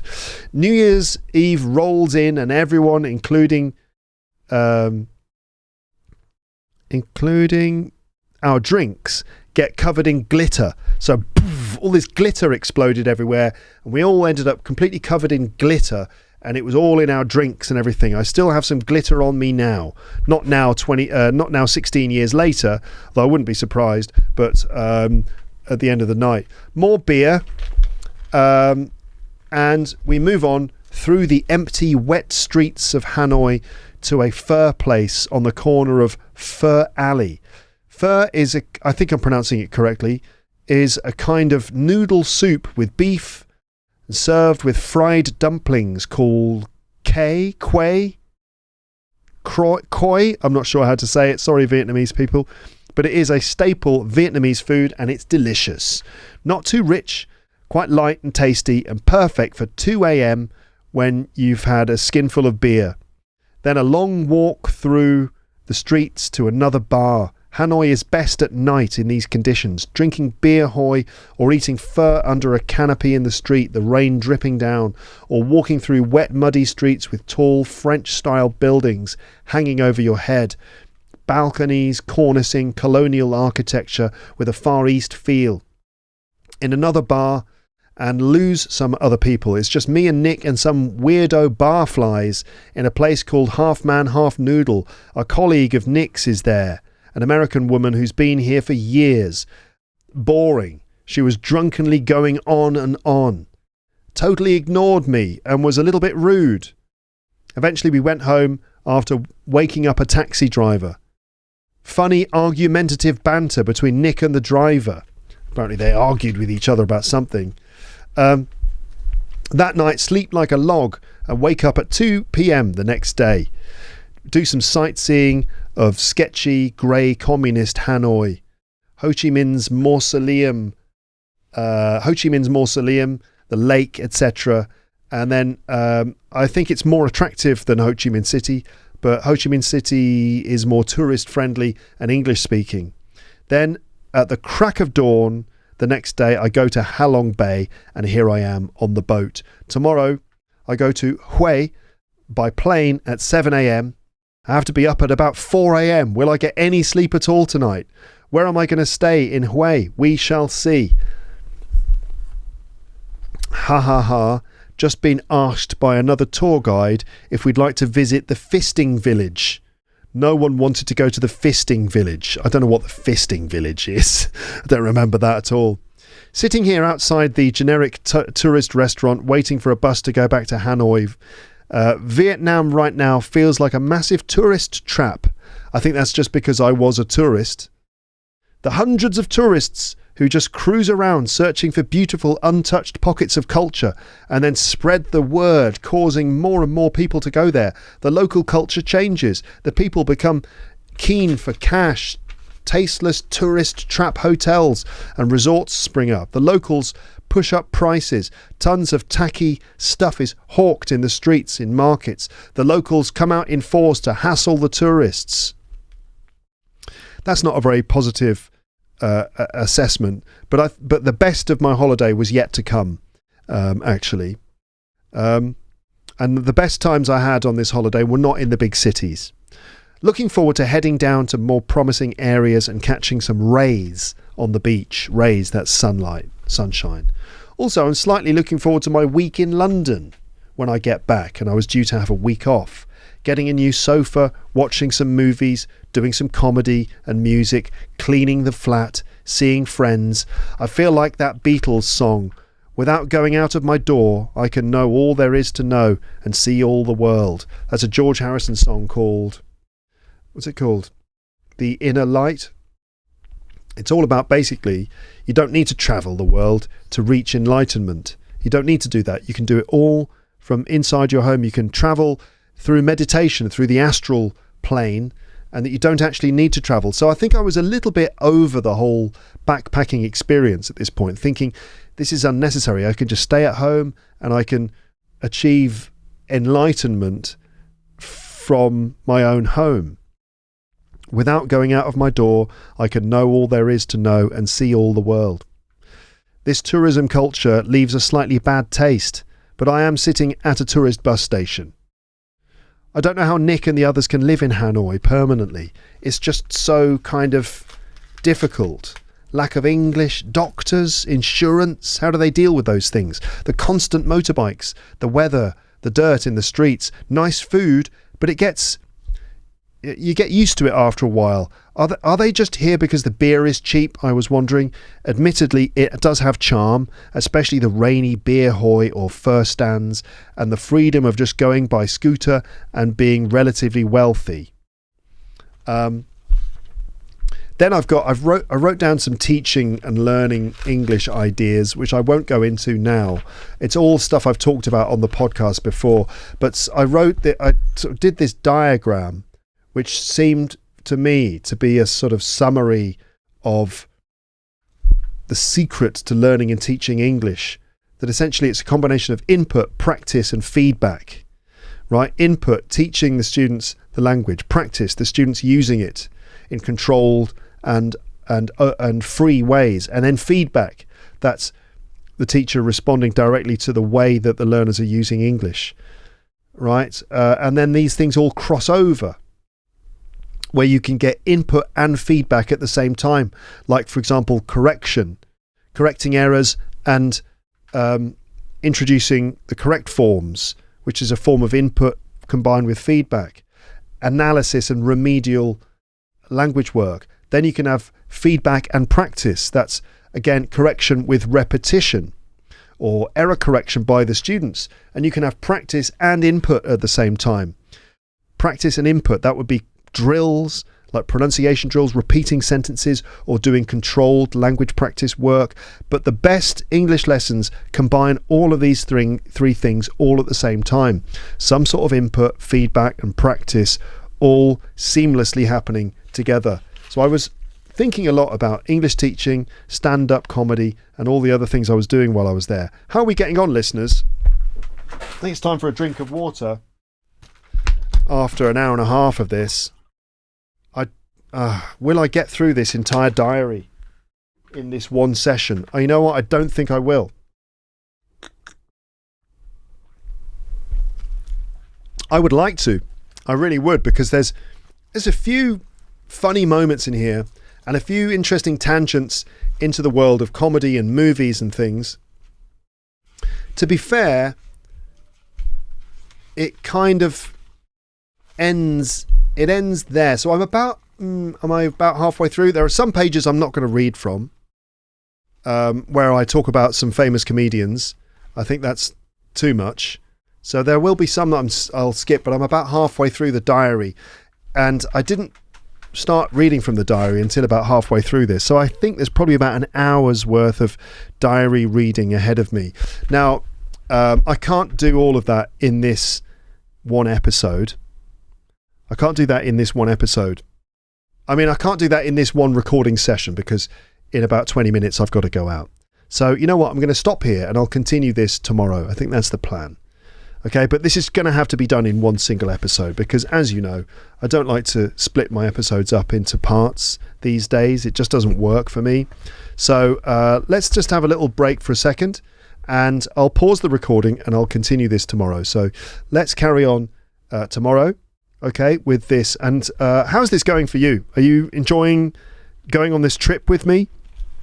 Are you Vietnamese? How do you feel about me talking about my experience of travelling to your country? There have been a few negative points in there, but overall my trip was definitely positive. So stick around, listen to the rest of it, find out some of the funny little things that happened to me. Will I find romance on this trip or not? And how is my experience positive ultimately at the end? That's what's coming up in this episode. So I'm going to click my fingers, and when I've unclicked them, it will be the next day, and we'll carry on with this epic episode. Here we go. And we're back, and it's the next day, and it isn't even 10 a.m. yet, and it is baking, mate. I am absolutely sweltering, mate. It's baking, Dave. It's really, really hot. I'm wondering if it's as hot, if not even hotter, than it was in Vietnam when I was backpacking around it 16 years ago. We're about halfway through my trip at this point, and I hope you're enjoying this episode. I obviously have no idea what you're thinking as you listen to this, but I really hope that you're enjoying it. It's actually, reading through this diary made me realise that actually it was a very intensive trip. Lots of travelling, lots of late nights and early mornings, a lot of distance covered. Now I'm in my late 40s. I just kind of think, oh, that would be a bit too much for me now. It sounds exhausting. But it was okay at the time. It's very nice, I have to say, it's very nice for me to be able to share this trip with you. I have told some people about the trip. Obviously, I just, explained or described or talked about some of the things I did with some people, but I've never been able to share every single moment like this before. It was always something I experienced alone. So it's nice to be able to share it with you. Just a reminder then of where we've got to so far. So landed in Ho Chi Minh City, spent a few days there, very busy streets, loads of scooters, war museum for some really horrific history, and then visits to the temple and the tunnels and stuff like that. No romance. One dinner with a Portuguese girl, but other than that, no other kind of love interest at this stage in proceedings. Then on to Hanoi to meet my friend Nick and hang out with his colleagues and his flatmates. New Year's Eve party, rainy, atmospheric streets in Hanoi with scooters going round and round the lake in the middle of the city. That was how a lot of people spent New Year's Eve, on their scooters, riding round and round and round this lake. Just like a big party, all on scooters, just everyone just constantly riding round and round the lake. And then on to Halong Bay, this UNESCO heritage site with these incredible atmospheric looking little islands rising up out of the water. Amazing place, but a terrible tour, horrible boat, quite a worrying kayaking trip. Mouse-ridden boat with an engine constantly running. I did get my passport back eventually. Found my way back to Hanoi, and then I think even the next day, is it the very next day that I flew to my next destination? Anyway, that's where we ended. In sort of part one of this. We're roughly halfway through my trip. Let's carry on then. 4th of January 2010. 4th of January 2010. At this point, I was in a little guest house, hotel place in this lovely coastal town called Hue, which is, I think, a very traditional place. Lots of temples there. Not a big city, a bit more rural, on the coast. A different climate, much hotter, much sunnier. So I went down to this historical place called Hue, and that's where I was when I was writing this. So just taking some respite from from the outside world for a couple of hours by staying in my room and making sure I know my plans properly for the next few days. Now I'm in Hue after a ridiculously early start this morning. I was up at 3:30 a.m. to get a taxi at about 4:45 from outside Nick's place in Hanoi. I was worried the taxi wouldn't come. I remember standing there in this dark, kind of slightly rainy street with almost no one about, the occasional scooter whizzing by at the end of the road, but just waiting in the darkness thinking, is my taxi actually going to come? Am I going to miss my flight? It did come eventually. I got to the airport in good time and then slept the entirety of the 1 hour flight. I didn't even experience the takeoff. I sat down in my seat and bam, I was out like a light. I was fast asleep. Landed in Hue at about 8 a.m. It's a much nicer place than everywhere else I've seen so far. Quieter, more chilled out, warmer, interesting old imperial city. I was picked up by a motorbike guy who kind of blagged his way into touring me around Hue tomorrow from 9:30 a.m. So I think I've found a place to stay. And outside this place, there was this guy on a motorbike. And as I said before, I talked about grifting. There wasn't quite as much grifting as you would get in India, but there was a bit, and there were some motorbike guys who would kind of give you quite a hard sell, trying to sell themselves as the ultimate tour guide, and that they would ride you around on a motorbike all day. And I got kind of persuaded by one of these guys to be toured around by him. I mean, admittedly, it's not really that much money considering the exchange rate and the fact that you're going to be basically motorbiked around by a local bloke. So he took me to a nice little hotel. So that he picked me up at the airport, it seems. He took me to a nice little hotel where I am now. I checked in and booked my next few moves. Bus and then train tickets with a helpful girl called Anne. I've got a busy 7 days of moving from place to place ahead of me, but hopefully these will be the good spots in this Vietnam trip. Rented a crappy bicycle and cruised around, mainly inside the Citadel. So the Citadel is this ancient imperial city with like a walled city full of quite old-looking relics. Lovely, warm and relaxed town atmosphere. Parked the bike and strolled around the remains of the imperial city. Really just another ruined set of temple-style buildings, but very pleasant. Absolutely knackered, meaning very tired, because of such an early start / jet lag / beers with Nick yesterday evening after I finally got back from my crazy Halong Bay trip. We watched the end of Man United versus Leeds. Somehow we ended up watching a Premiership football game. Everyone in Vietnam supports Manchester United. Leeds won 1-0. Then after the Imperial City, I had lunch in a tourist-friendly place, got a bit of grift from a guy who adamantly told me to cancel my Hoi An bus trip and go with him on his motorbike. Just as I am sure Hugh, that's my other motorbike guy, yeah, his name was Hugh. Like what? Like Hugh Grant? I don't know. Is that a Vietnamese name? It sounds like a very English name to me. Anyway, I expected that Hugh would also try to grift me into letting him drive me down to Hoi An. He had a notebook. This is this other motorbike guy. He had a notebook with tourist testimonials inside, going on about how great it was and how his trip was just like Top Gear. I think there must be an episode of Top Gear where they go to Vietnam. It's probably true, but I've booked my coach. I have to lie to Hugh tomorrow about my bus trip and say that I have to be back at the hotel for 12:30 to meet some friends. Otherwise, he'll get pissed off with Anne.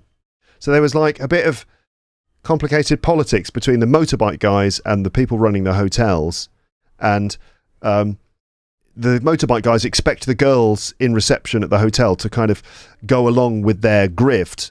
And she didn't, so I had to lie to him. It was all a bit complicated. Now I'm so sleepy and just hiding in my room. Anyone who's ever travelled to another place, anyone who's ever been travelling in a completely different place will understand that feeling of sometimes just wanting to hide in your room. I remember the first time I went to Japan. Did I ever tell you that I lived in Japan? The first time I went to Japan, and the first week I was there, I was so culture shocked and so jet lagged that I just had this desire to just hide in my room. And also the first time I came to France, when I first lived here, I remember at the beginning of that I was a little bit reluctant to go outside. These days it seems crazy that I would be intimidated by going out and walking around in Paris and doing things like going to a place for lunch and stuff like that. But I used to be very nervous about it, and I just often wanted to just stay at home. I'm about to get up and try and find the beach. It should be fun.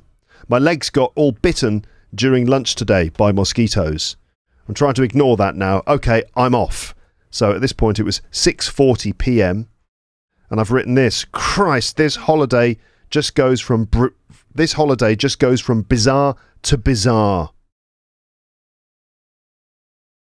So yeah, I was having some, at this point I was starting to have some strange experiences, because when you go on holiday or traveling with a friend or with friends, you just have adventures. You just go off on adventures, and but when you're on your own, those same experiences end up feeling like random misadventures, because you feel a little bit unsure of yourself. You don't know quite what's going to happen.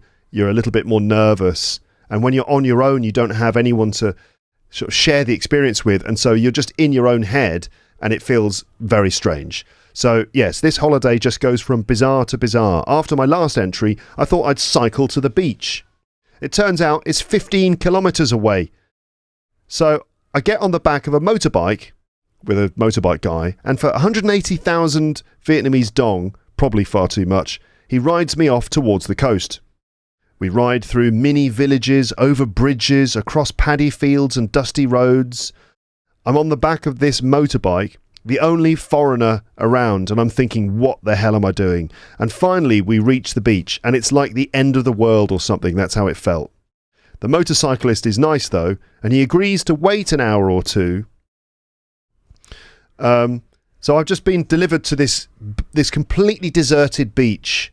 It felt very kind of Mad Max. And the motorcyclist basically agreed to wait for an hour or two, sort of at the back of the beach, while I guess, did what I did.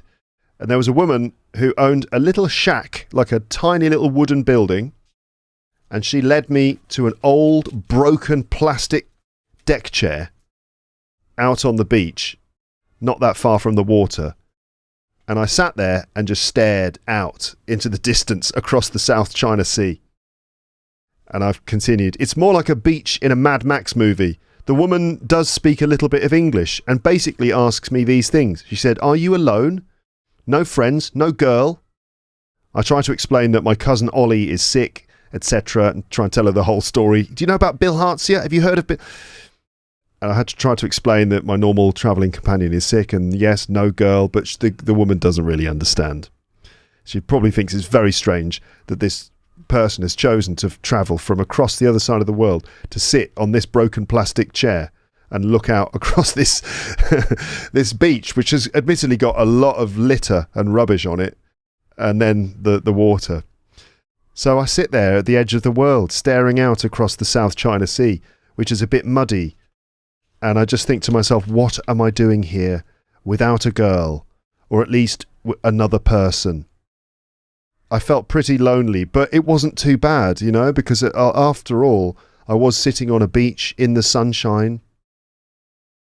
Eventually, I head back on the motorbike with the sun going down. I think I spent some time reading a book there, which is actually, now, come to think of it, it just sounds like absolute heaven. That I often fantasize about just being allowed to sit in a chair in the middle of nowhere, and just so I could just read a book on my own for a while. I head back on the motorbike with the sun going down. Beautiful scenes, actually. If you can imagine riding across the Vietnamese countryside in this lovely warm evening with the sun going down on a motorbike. It was actually very, very beautiful. Back to the hotel and relax by watching a film called Michael Clayton on TV. Do you know Michael Clayton? This is a film starring George Clooney as a lawyer who kind of uncovers some sort of corporate wrongdoing, some kind of evil corporate plot. And it's very serious, but it's very good. So I watched Michael Clayton in the Hotel Room, which is a pretty good film, if a bit serious and dark, and then head out for dinner. So I just went out, not knowing where I would go, in this fairly small town, fairly quiet town, thinking I expect I'll find a place, maybe some noodles or something like that. It's a bit humid, but it's nice. Quite a dearth of restaurants, meaning not very many, in which I will stand half a chance of ordering food in. Mainly just corner stalls with little plastic chairs in the street. I can't find anywhere, so I settle for a Western-looking place with a menu outside. I go in, and it's like a super cheesy nightclub with a DJ playing Vietnamese pop music, ballads, really loud. And then I've written, and I was writing this in the restaurant, and I said, and now they've just put on a fucking laser, which is streaming around the place like a green strobe light. This is ridiculous. I can't help but laugh at my situation. It sucks being alone, but this is just mad. It would be hilarious with someone else. So imagine me sitting there. I didn't really realise it at the time I went in and sat down, but it was basically a kind of weird nightclub with incredibly loud Vietnamese pop music and lasers and strobe lights, and I just wanted to have something to eat. I ordered a Cajun chicken sandwich and fries, so I will scoff that and then get the hell out of this place and go back to the hotel, watch a movie, and hit the hay, meaning go to bed. Now I'm just going to have to sit here like a lemon and just wait for my food. Here it is. Then I've written some notes, English for nightclubs. Because you have English for different situations, English for meetings, English for presentations, English for the oil and gas industry, English for doctors, English for nightclubs. Here's some useful English that you can use in a nightclub. So the first thing is, what? What? It's loud, isn't it? Yeah. Sorry? I can't hear you. Can you say that again? It's too loud. There you go, English for nightclubs. Next day, 5th of January, 2010, 12:03 p.m. Yesterday's Ruby debacle, that was the name of the place I went to, was pretty ridiculous. I quickly split from there, meaning left. It was expensive too, 99,000 dong for the sandwich and the beer. The Hue version of one of those ridiculous nightclubs in town that charges ridiculous amounts and attracts rich idiots who go there just to show how rich they are. Yes. And then I go off on a bit of a rant. Are you ready? The flaunting of money, just to show that they have it, proves that they have no class. Money itself doesn't have real value. It's the other stuff. And then I've continued. I started this statement with a really clear vision that it was going to be great, but I lost my thought train. Always happens to me. I can't write as fast as I think, and I can't remember, so I have an idea while writing, but by the time I get to write it, I've forgotten it, and then it's lost into the ether. So I had some righteous indignation about rich people flaunting their money, and then while I was writing it, I just forgot what the point was. Not the greatest political commentator in the world. So I got home to the hotel, more like a guest house, and watched TV, hoping to see something good. I watched the end of Bad Boys 2, Will Smith film, pretty rubbish. Then I watched Bear Grylls. You know Bear Grylls? He's a British survivalist. Although he's a bit controversial because he's been criticised as not really... He makes these TV shows where he goes off into the wilderness and survives. But the criticism is that a lot of it's fake and that he's not really sleeping in some handmade bivouac that he's made out of leaves or something. That in fact he just makes it and then he goes off and stays in a hotel and it's all fake. But Bear Grylls, he's a very famous person. So I ended up watching Bear Grylls in the Panama jungle. This guy has no real kudos at all. His methods are shit. He doesn't really survive out there. He cheats all over the place, builds appalling shelters and hardly even lies in them, and just does sensational stuff like eating locusts, scrambling up muddy banks, risking his life unnecessarily, and he fails to catch fish with his shirt. He's not Ray Mears. Ray Mears is... I've got Ray Mears' book here. Ray Mears is the real deal. If you want like a really good survivalist who's made some excellent television programs, you've got to check out Ray Mears. I think you can probably find some Ray Mears videos on YouTube. But this guy's like, you know, the real deal. An excellent survivalist. Is that the right word? He does bushcraft. You know, like very ancient knowledge about doing things like starting fires and gathering food when you are in the forest and stuff like that. The guy's brilliant, and he's much better than Bear Grylls, even though Bear Grylls does make some pretty entertaining TV, but he's not a really decent professional, though, I think.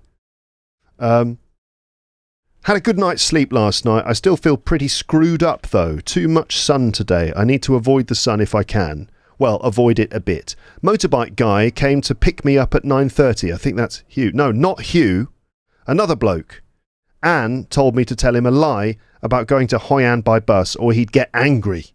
It's pretty competitive round here, finding tourists and booking them on tours. Lots of motorbike guys carry notepads with handwritten testimonials by English-speaking tourists saying how you won't regret taking the guy. It's probably real. Nevertheless, I'd rather not take my chances. Now I kind of think to myself, maybe I should have done that. I think I probably would have had a better chance. But then again, when you're on your own, you kind of think, I don't really want to be sort of stuck with one person like that. I think I'd rather take the safe option and go on the coach, which is probably cheaper as well.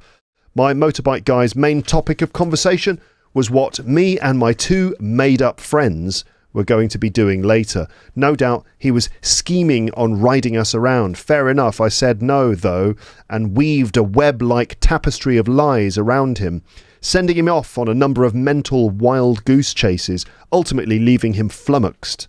And so he gave up the line of questioning.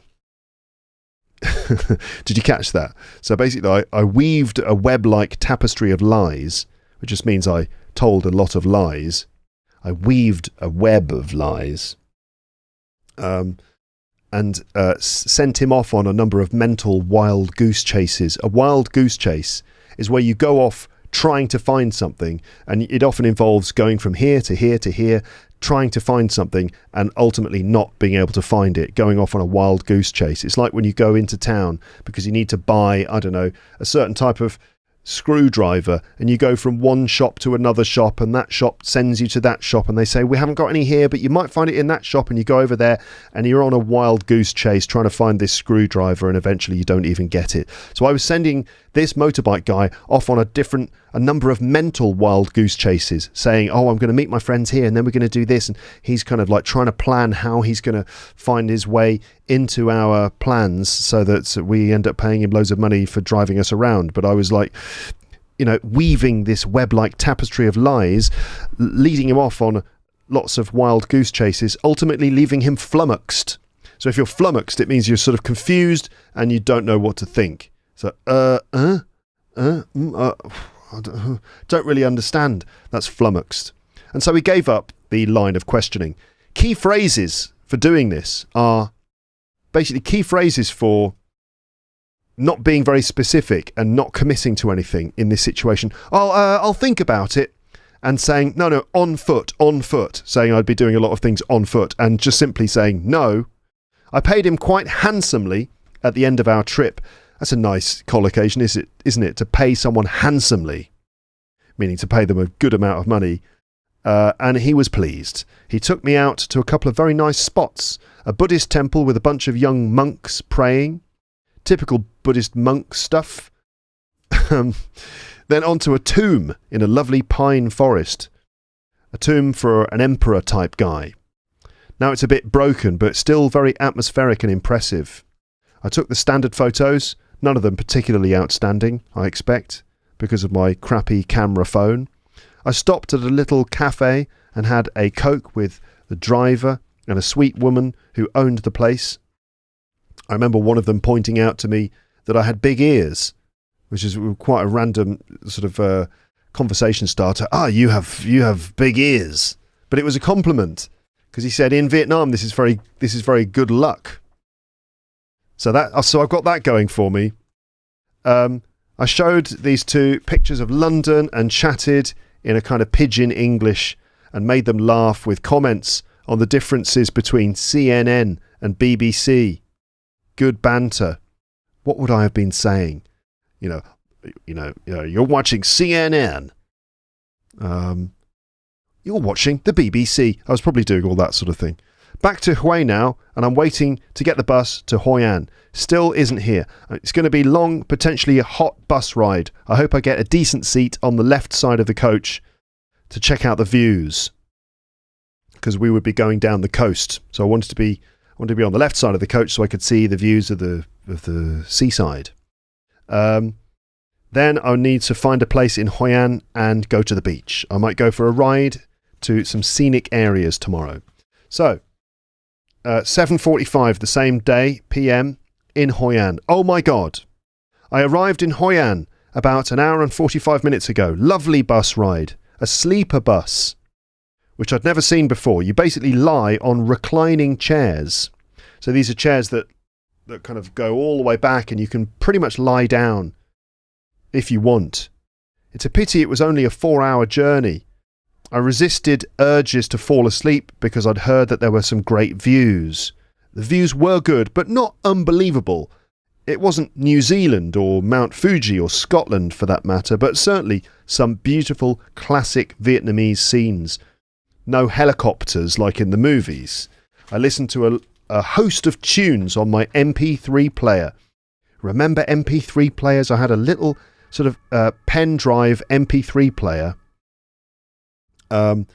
loaded up with different songs. It was a bit crap though, because it kept turning off when it thinks the battery is dead. It just switches itself off, but in fact the battery isn't dead, and then when you turn it, when it turns itself off, you can't continue from where you left off. So a very basic MP3 player, but it must have been nice to be on that lovely comfortable coach for a change. Most of the bus rides were unbelievably uncomfortable and long.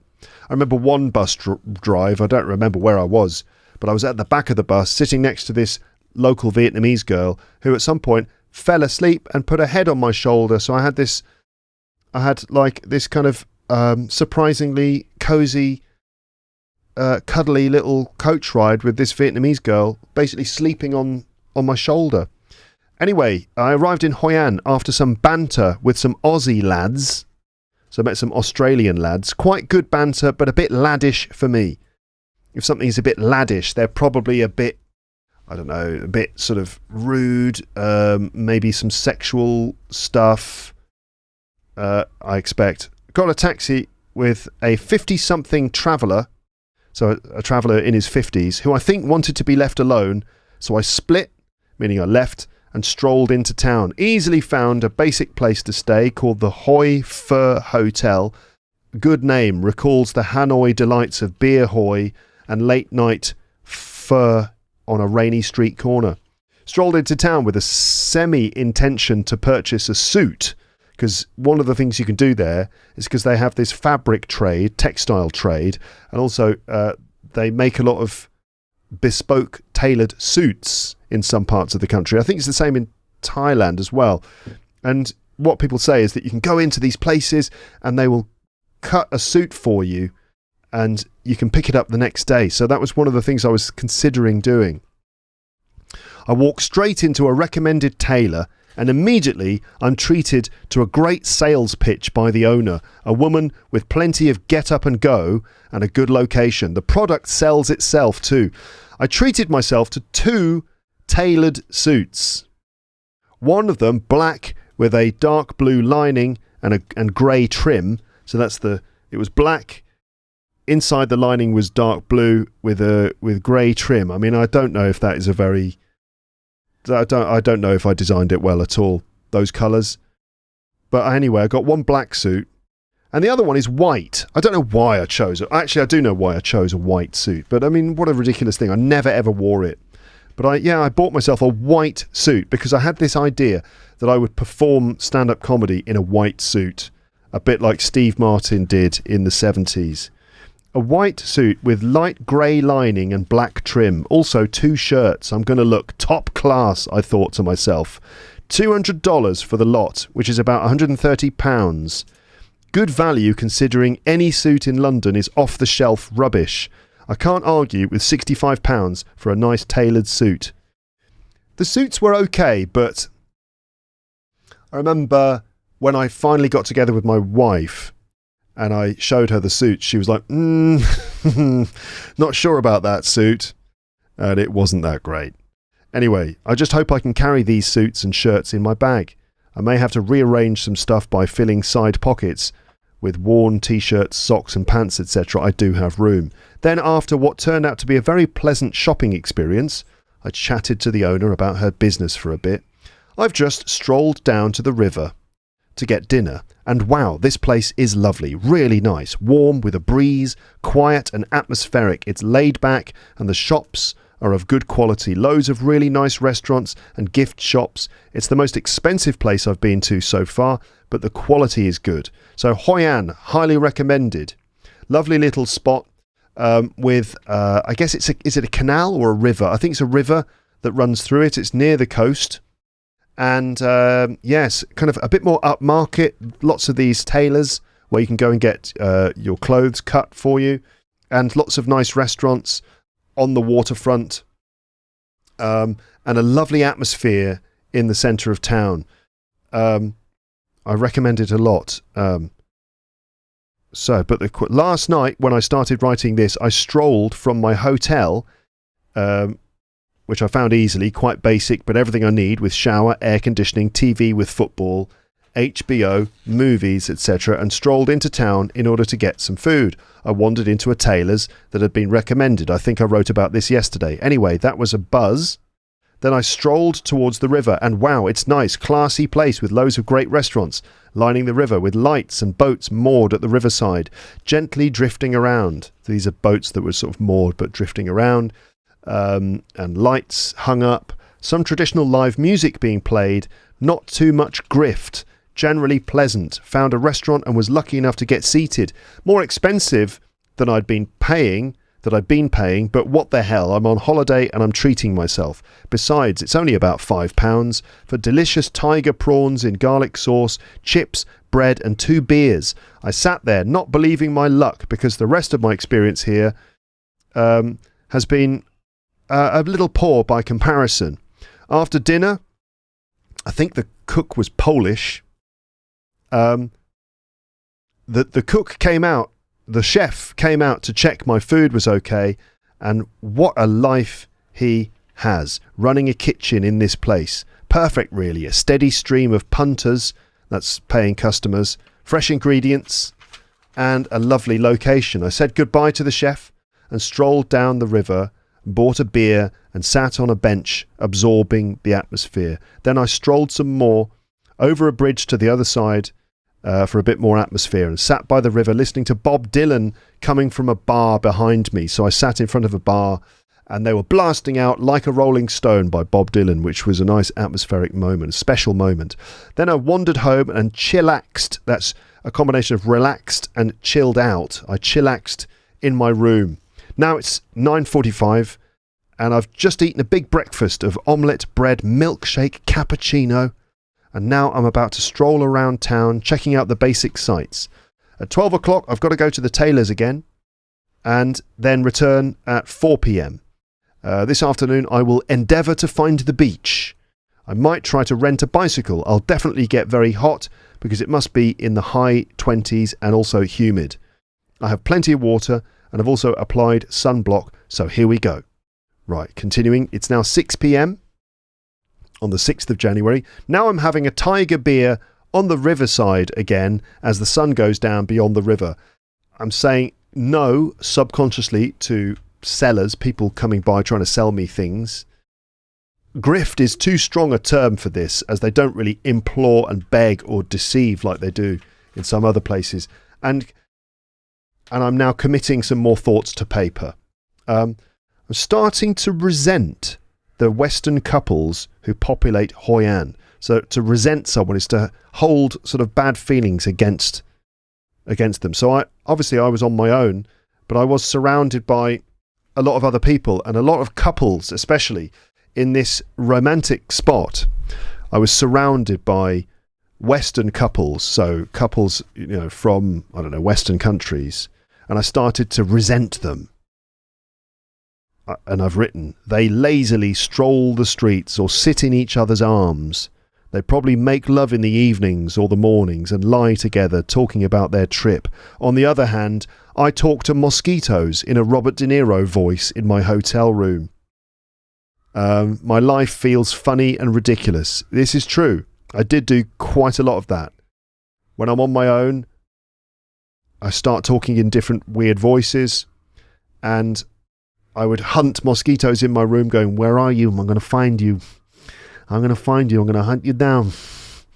Where are you, mosquito? You son of a bitch, you. I remember doing that quite a lot. And then in the restaurant, I was thinking, this is how I spend my time, talking to mosquitoes in a Robert De Niro voice, while all these people are living their best lives, having sex with each other all the time. My life feels funny and ridiculous. I see that as something I have over most people. So I actually felt like that was something that was an advantage for me, bizarrely, that I lived this ridiculous life. I mean, do you ever feel like that? Do you ever think to yourself, my life is somehow absurd and ridiculous, and this is actually a strength somehow? I live some sort of weird, different... My life is different to other people's lives because I have these strange, bizarre and absurd moments. I felt like that a lot. I think that's largely why comedy was so appealing to me, because it gives you a chance to take that absurdity and sort of control it, I must have a sense of the absurd because I feel it every day. If I can just channel that through my comedy, how do I do it? I just have to try, to listen, to persevere, to be confident, to experiment and to enjoy it. Time plus perseverance. I could do it, but I worry about it being a long and unhappy business, being a stand-up comedian. Punctuated by moments of sublime joy. When people laugh, punctuated by sublime joy when people laugh. Is it a good ratio, though? I was thinking about the life of a stand-up comedian. A lot of it's quite hard and punishing, but then that's balanced by the amazing experiences you get on stage when people laugh. But is it a good ratio? There's a large percentage of struggle, strain, brain-taxing work and effort to think about material, to hone it, being thick-skinned yet open on stage, being tough and responsive to a crowd, learning to rely on their laughter but not be bothered when they are silent, or worse, when they disagree, hate and heckle you. But the rewards are when it works and people laugh and love you and you're a star. Does the fact that I want that adoration make me wrong or broken as a person? Does that make me messed up? No, it doesn't. What makes people messed up is when their personal greed and ego makes them amoral and makes them destroy the lives of others. Oh, getting very deep here. Yes. And then I started writing with a new pen. I've got so much to write this evening, including what I did today, all the business English I thought of earlier on. So I had a big brainstorming session about business English. Top comedians I like and what I think of them. The likelihood that this pen will run out in the next 15 minutes. Okay, just got a menu. The food here is good, apparently. So, this is then a report of what I did that day. So today I strolled around town and checked out little tourist sites dotted around. Not bad, including a Japanese covered bridge. Wow. And a bunch of temple-style buildings which remember important geysers from the past. Some places in Hue had large structures which were built to eulogize dead geysers, dead people. But they're disintegrating already. You can't live forever. I wonder if this experience on my own is changing me. I suppose we always change. Whatever we do, nothing stays the same. The universe is moving, and every atom is aging. Is it? I'm not sure that's true. We're all made of space dust. Everything is. Anyway, a nice spot was an old house which has been home to the same family for generations. A bit touristy. They tried to sell me some vaguely cheesy silk embroidery, but it was nice to sit and have tea with my guide, a member of the family. I asked questions about the culture in Hoi An and about how she and they feel about tourists. I wonder if I made any kind of an impression on her, like this guy is different from the normal tourists. That probably means I am exactly the same as all the other tourists that she meets. Then I went back to the suit shop and tried on my suits and shirts. Crikey, pretty nice. Particularly the white one, which is a kind of extravagant treat to myself, and I'll probably never wear it, perhaps only in stand-up, though I'm not sure I'll be able to work it into my routine. Anyway, they required a bit of changing, so back at 4 p.m. They weren't a perfect fit by any means, but certainly good considering they were cut in about 15 hours. I mean, this is coming from a guy who has no clue about what makes a good suit. I rented a bike from one of the girls in the shop for 20,000 dong and made my way to the beach in the sunshine. I am surrounded by Australians. Seriously, there's like 3 Aussie couples and me in this place. What gives? I feel like I'm committed to a life of being surrounded by antipodean duos who are just right for each other, which means conveniently suitable.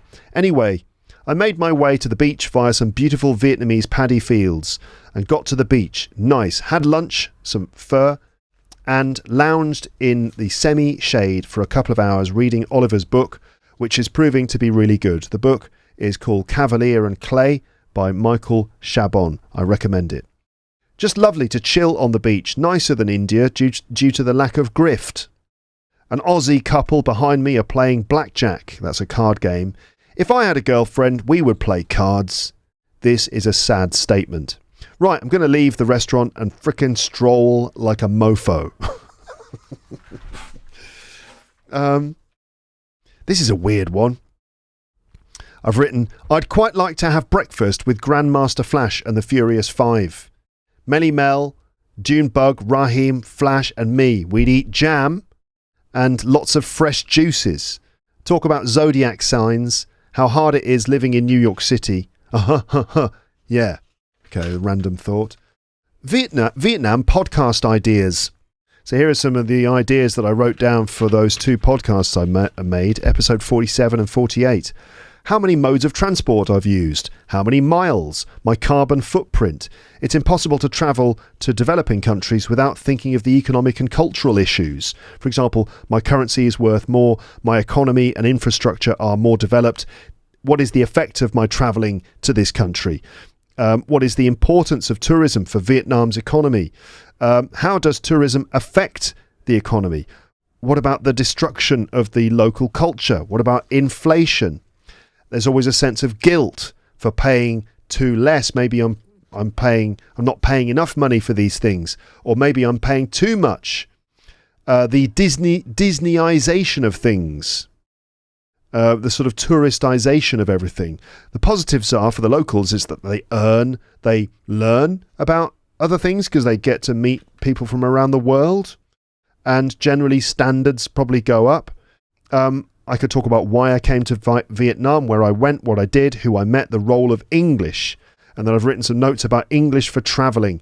There are basically 2 types of contact. I think these are some of the things I expanded on in episode 47 or 48. 2 types of contact in which you will need to use English. 1 with locals and 2 with other tourists. With the locals, it's usually best to be very basic, just because the level of English is usually quite low and you're using English to be transactional, right? It's for pretty basic, practical, transactional purposes. So the most basic, simple way is best, like hello, how much, where, how long, and things like that. I don't understand. Can you repeat? How much time, etc. How much time is normally better than how long, because people don't understand that how long refers to time. So you end up saying things like how much time, how much, when, what time, things like that. Then secondly, with tourists, here are some of the standard things that you will find yourself saying when you are chatting to tourists that you're meeting while you're traveling. Hi, how's it going? Where are you from? Where in Australia are you from? How long have you been here? How long have you been here? Oh, we've been here for about a week. How long are you staying? We're staying for 2 weeks in total. Where have you been? We've been here, we've been there, we've done this, we've done that. Where are you going to go next? Well, next we're going to go down to Nha Trang. Where are you planning to go next? We're going to go to Nha Trang. Have you been to Hoi An? Are you going to Hoi An? How did you find the tunnels? Right? How did you find the tunnels? Oh, I thought they were great. How have you found the coaches? How did you find your tourist experience? Is it worth seeing? Is it worth seeing the temple? Oh yeah, the temple's definitely worth seeing. It's really good. Is it worth visiting the temple? Yeah, it's definitely worth visiting. What was it like? Oh, it was fascinating. It was beautiful.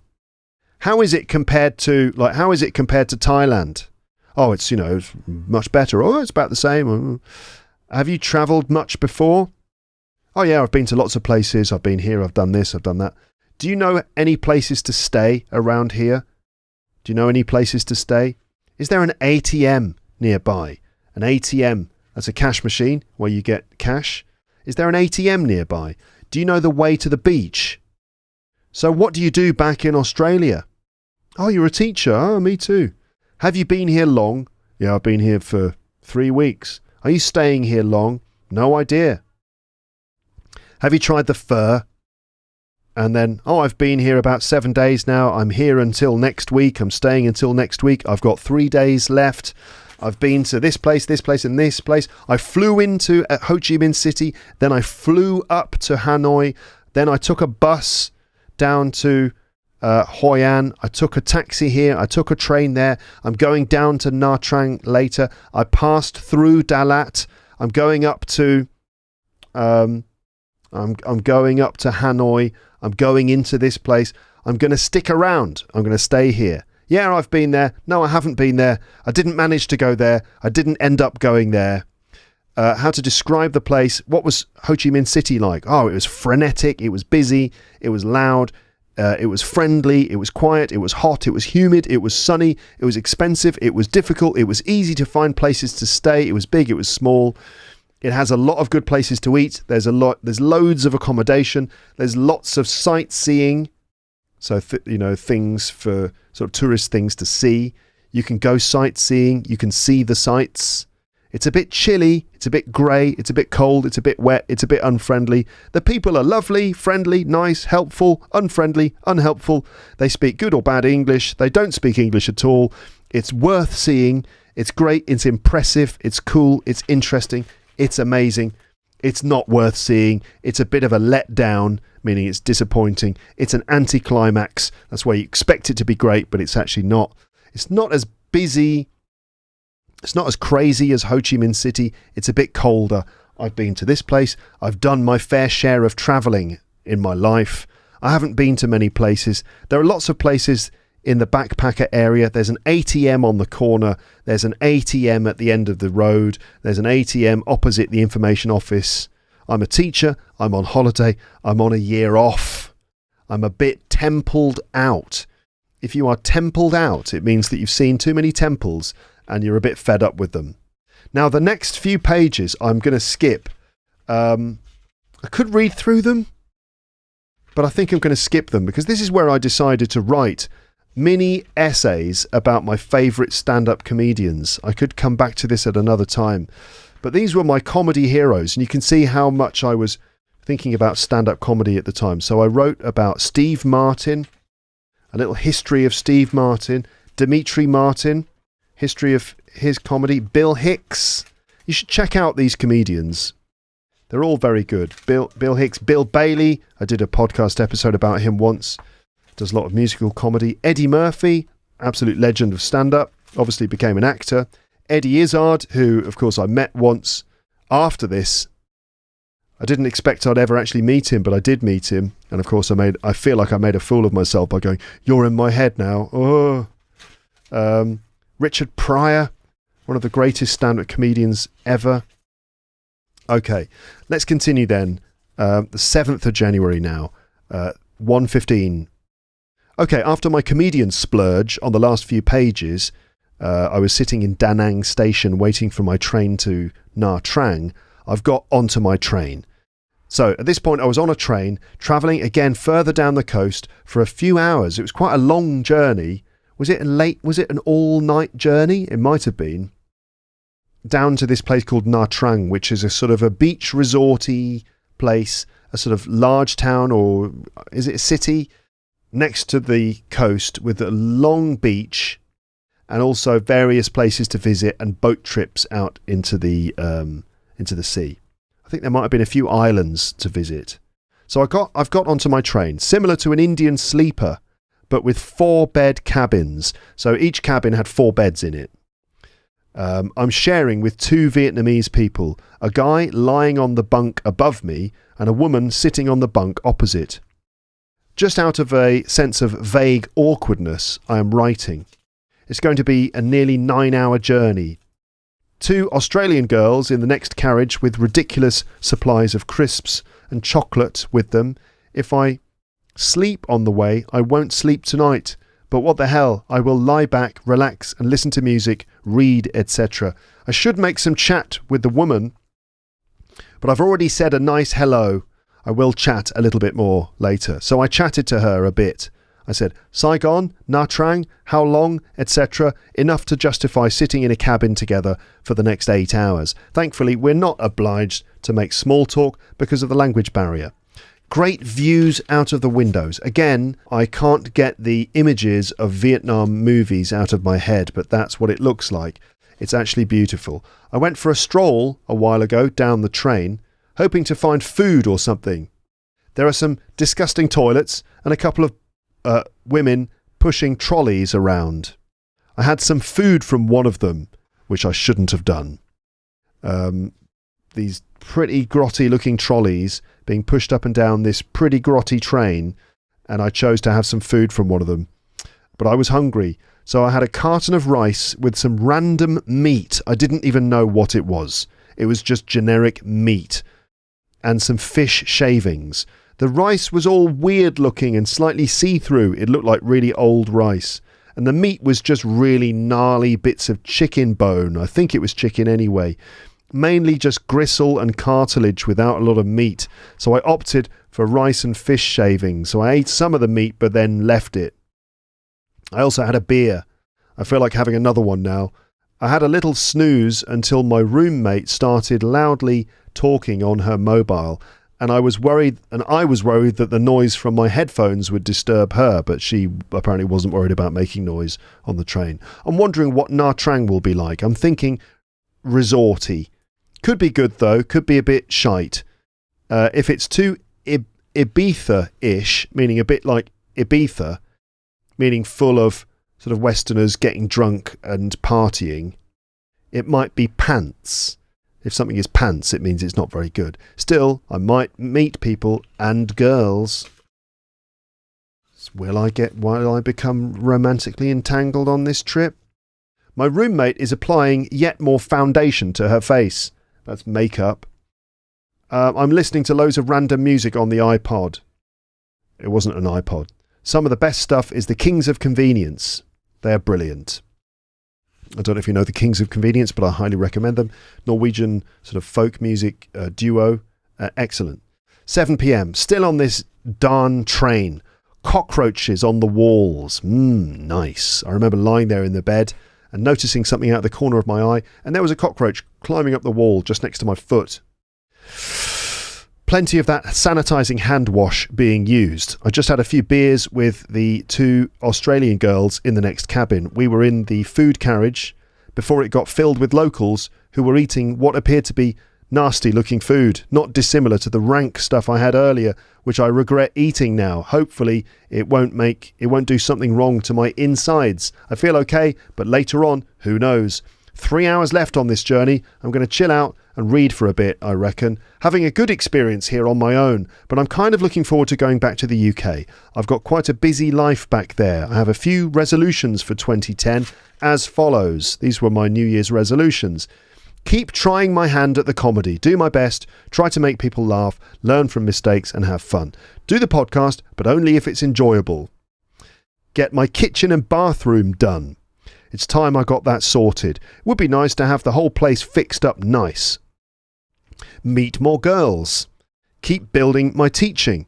And looking forward to building a decent set of materials for business English. So I was intending to write loads of business English materials, which I never really did, although I've got a massive library of lesson materials that I've written over the course of my very long career.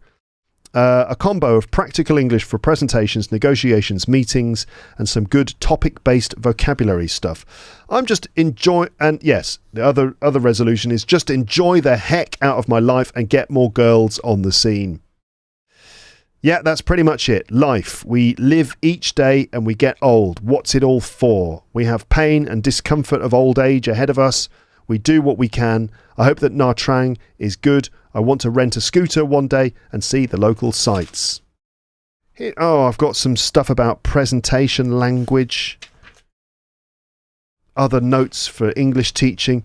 English for presentations. Introduce yourself at the beginning. Hello, good morning, good afternoon. My name's Luke Thompson and I'm the marketing manager of Pens Incorporated. Then you introduce the topic of your presentation. Today I'd like to give you an overview of our new product range. Explain the content of your presentation. I'll begin by outlining a few details of our company. Notice that I will begin by doing something. I'll begin by outlining a few details of our company, our main operations and history. Then I'll go on to explain the details of our new range of pens. Finally, I'll look into some predictions for our market in the future. Then I've written boring. Thinking. Some of the other stand-up comedians are plugging away at the same old routines, which are not all that good, and doing them again and again and again, just pushing for longer slots. I'm not doing that many gigs, but I'm casually building material. Who is right? I need to do a gig a week and work on my material. I don't have to do jokes. I just need to be myself, but use fewer words, don't repeat, be more physical, use more voices, don't be scared to wear the jacket. I had a white jacket, which I thought was going to be hilarious. Take bad gigs in your stride, be prepared to cull material or modify. The audience decides, don't be afraid to evaluate audiences. Right. More stand-up material. Are you ready for this? So this was designed to be performed at a show that I used to run with some friends in Piccadilly Circus, surrounded by the bright lights of Piccadilly Circus in a room upstairs, a pub. So we're in the centre of London. Piccadilly Circus is just round the corner. Every day, millions of tourists come here, attracted by the lights. Some have travelled thousands of miles to see those lights. Apparently, we're still fascinated by electricity. Since when was electricity so impressive? Hundreds of years after the first light bulb was turned on? By Edison, was it? They're still drawing a crowd. You'd have thought we'd have stopped being so impressed by electricity by now. You know what makes me laugh is that I talk about doing stand-up in these serious terms, and then the actual stuff I was doing on stage was this kind of nonsense. We're not that developed as a species, are we? We're still fascinated by bright lights, especially when they're all in one place. We'll pay hundreds of pounds to have a few extra LEDs or backlit displays on our gadgets. We just love pixels. Take a crappy old building, it's shit. Cover it in lights, it's a world-renowned tourist attraction.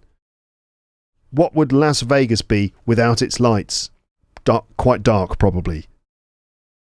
I'm no different. I find electricity fascinating because I don't really understand it. That's what's fascinating about it, the mystery. There's always some guy who'll try and explain it. Well, it's when positively charged and negatively charged ions collide in a... Wait, don't spoil it. It's magic, okay? It's made by wizards in a room. It's basically lightning controlled by wizards, which could be harnessed for evil. It's like that bit in Star Wars where the Emperor kills Luke Skywalker. Spoiler alert. That's electricity for me. It's just basically magic, maybe slightly evil magic. That's why I'm wary of the fantastical display of electricity. It could be used for evil purposes. I never actually performed that material on stage, so I have no idea how it would have gone down. Some of it's all right. The bit about electricity being evil magic, classic stuff. 8th of January. So here I am in Nha Trang, reclining on a sun lounger in the shade on the beach. Nha Trang is slightly disappointing compared to Hoi An, which I thought was lovely. This is just a slightly unremarkable town with a beach on its doorstep. apologies if any of you listening to this live in Nha Trang and absolutely love the city. Yeah. Sure, it's a nice beach. It's a long bay with hills and islands and fishing boats on the horizon, golden sand, blue sky, palm trees, but also you've got motorbike guys. I was accosted by a particularly insistent and fast-talking guy called Bang as soon as I hit the beachfront. Hawkers, etc. Also, the beach is a bit dirty except for the specific areas near bars where the sand is raked clean of litter. I've been lying here for about an hour watching the occasional bikini-clad lady walking along and ignoring sellers. I'm right next to a Russian family. Brackets, I quite need a poo. Interesting detail. So I'm right next to a Russian family and I need a poo. Just sharing the details of my life. I've been trying to write stand-up, mainly just daydreaming and then writing it down. Maybe that was all that stuff about electricity. I'm looking forward to going home and practicing, actually. I'll be busy when I get back. My right forearm, that's the sort of lower part of my right arm, is getting a suntan. The only part of my body that was actually in the sun. Later on, I think I'll hire a scooter and try and ride up to the local temple and check it out. But for now, I'm quite content to just lie here by the sea and let my mind wander. I keep thinking of either stand-up material or TEFL teaching stuff.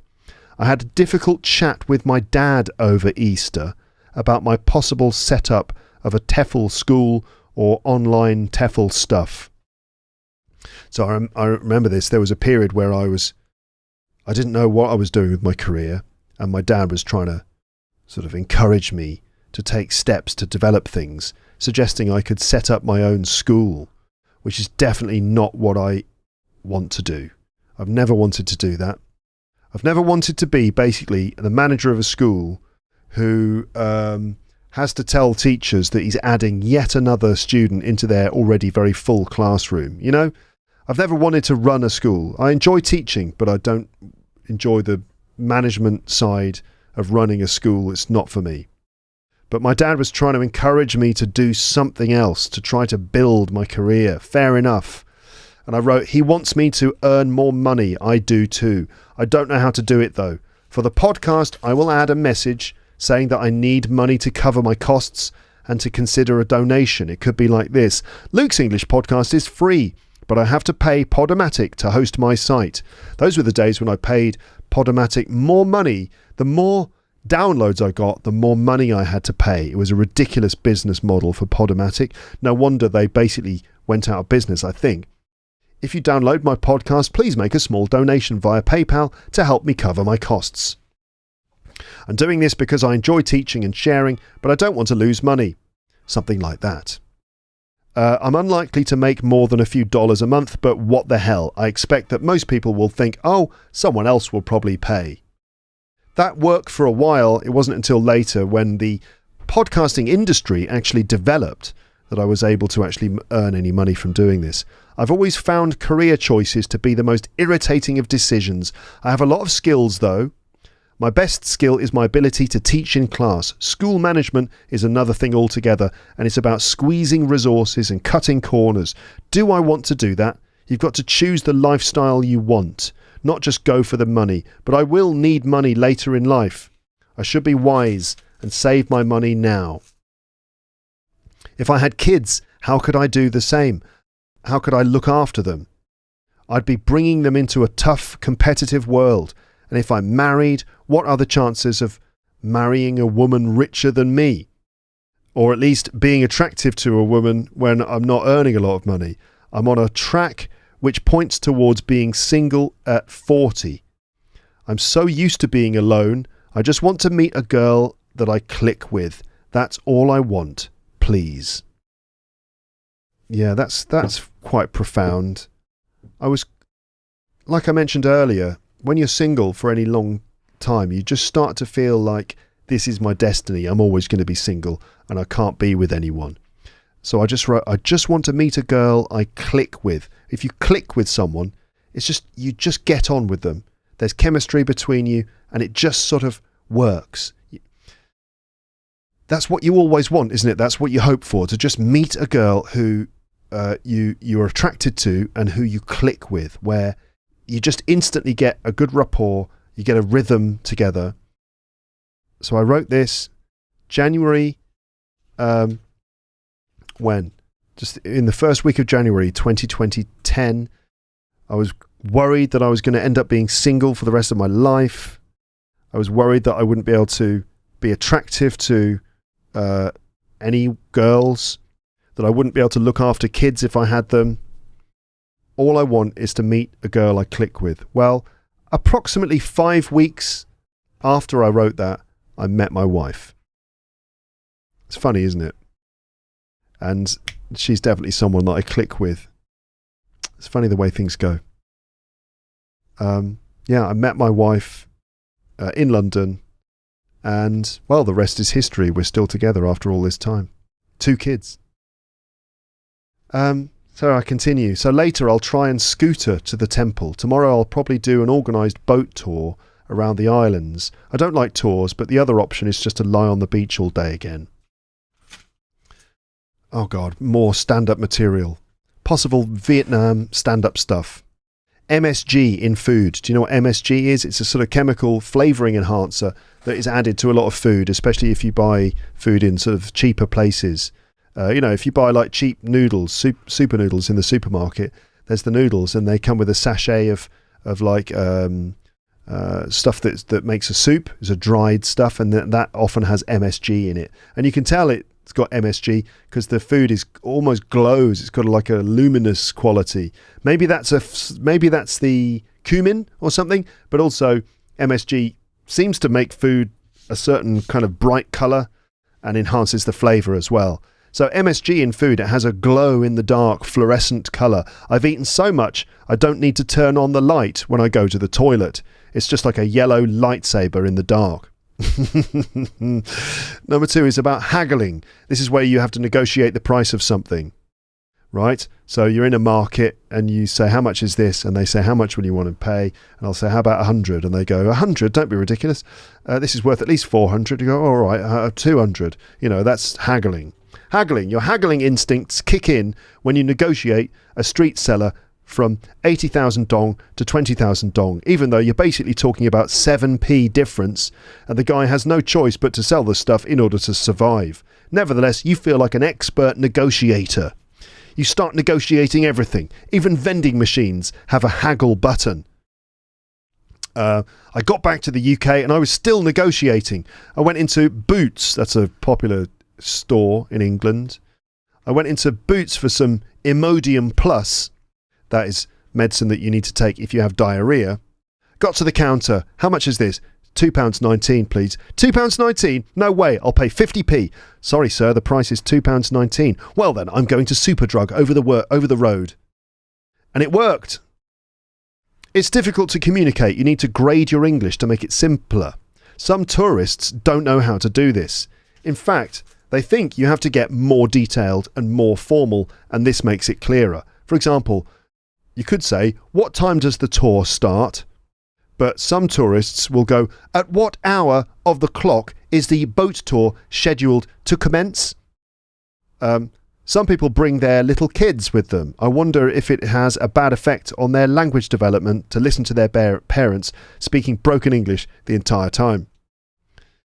Okay, 8th of January, 7:10 p.m. I must have got quite a lot of sun today because I feel pretty fried sitting here in the Cyclo Cafe. I just copped out and ordered a cheeseburger and fries. I'm a bit Vietnamese fooded out. So I said before, templed out, where you've had enough of temples. If you're Vietnamese fooded out, it means that you've kind of had enough of Vietnamese food. Nha Trang is pretty exhausting. Well, that's a pity, isn't it? The touristy, restauranty area is a 10-minute walk away from my hotel. I strolled along the beachfront and stopped for a beer. Most of the tourists here actually are Vietnamese. Plenty of Westerners in this area, though. Lots of families and couples. I watched some people exercising. Like in Hanoi. In Hanoi, I saw tons of people around the lake and on the bridge exercising in the morning. Their exercising is pretty hilarious. So this is coming from this Westerner. Looking at the way that the local Vietnamese people did their morning exercise, I found it hilarious. But this is coming from a guy who does no exercise. I have no morning exercise routine other than taking my son up the road to creche and walking back down again and climbing upstairs and back and up back and forth. So I really have no right to laugh at the exercise routine of the local Vietnamese people, because I'm obviously in no position to criticize. But anyway, what I found funny about it was that it basically involves standing in one position and flapping the arms backwards and forwards. So just standing there, just flapping your arms back and forwards, a bit like they are birds trying to take off. Maybe stepping forward and back with one leg. So flapping your arms forward and back and taking a step forward and then taking a step back just with one leg. I couldn't help finding it funny. I was sitting there waiting for my bus in Hanoi, and suddenly in the park were just all these people, some of them standing on the bridge, some of them standing on the grass, some of them standing on the path, and everyone was just like flapping their arms and stepping forward and back with one leg at a time. And I thought it was ridiculous. I said, you exercise more just walking to the lake. But of course they all ride scooters. The scooters have replaced feet. No one walks. It's like walking is so 20th century or something. If you walk down the street, loads of cyclo guys and scooter guys will accost you and try and persuade you to get on the back of their bikes. My cheeseburger is here. It's not bad. Some Brummie guy on another table, that's a guy with a Birmingham accent, is going on in a very boring way about retail management. There are two couples on the table opposite, a cute girl in her early 20s who looks very bored, and I think she's checking me out. So this is the girlfriend or the female companion of some other guy, and she was in her 20s. She looked very bored with the guy she was with, and I think she's checking me out. That's where someone looks at you. This is my life story. I always attract attached women. I've written, women are strange. When they're single, they're very sketchy and guarded and cautious. That's how it feels anyway. But the ones who are attached, meaning the ones who are in relationships, always seem comfortable, more self-assured. They talk a bit more. They talk a bit more easily, and they're often quite interested in me. Yes, that seemed to be the way it was for me. That I would seem to be, it was the girls who were in relationships who seemed to flirt with me, who seemed to be attracted to me and who would talk to me. The ones who were single, they were much more difficult to talk to and they were much more defensive. I felt like that's the story of my life. Anyway, I lay on the beach listening to music for an hour or two and then back to the hotel and I cooled down. Then at about 4 p.m, by the way, I don't know if this is too much information, but remember that weird meat that I ate on the train? Yeah, that was a mistake. That's all I'll say. So there was some drama relating to that, but it was okay in the end.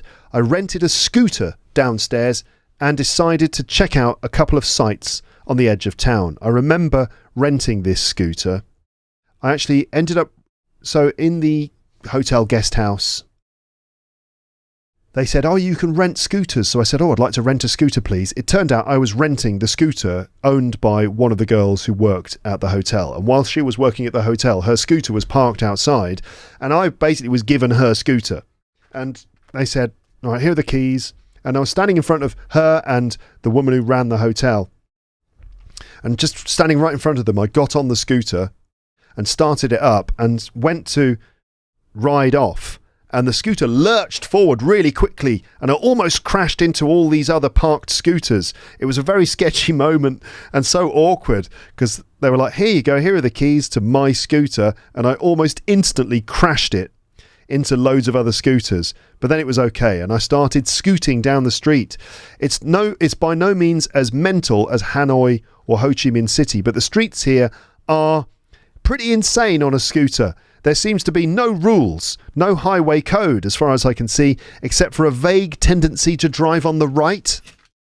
I made it to the first place, which was an old, big thing, a bunch of towers with, I think, Buddhas in them. Actually fascinating. I don't mean to be dismissive about the local culture. It was fascinating and mysterious.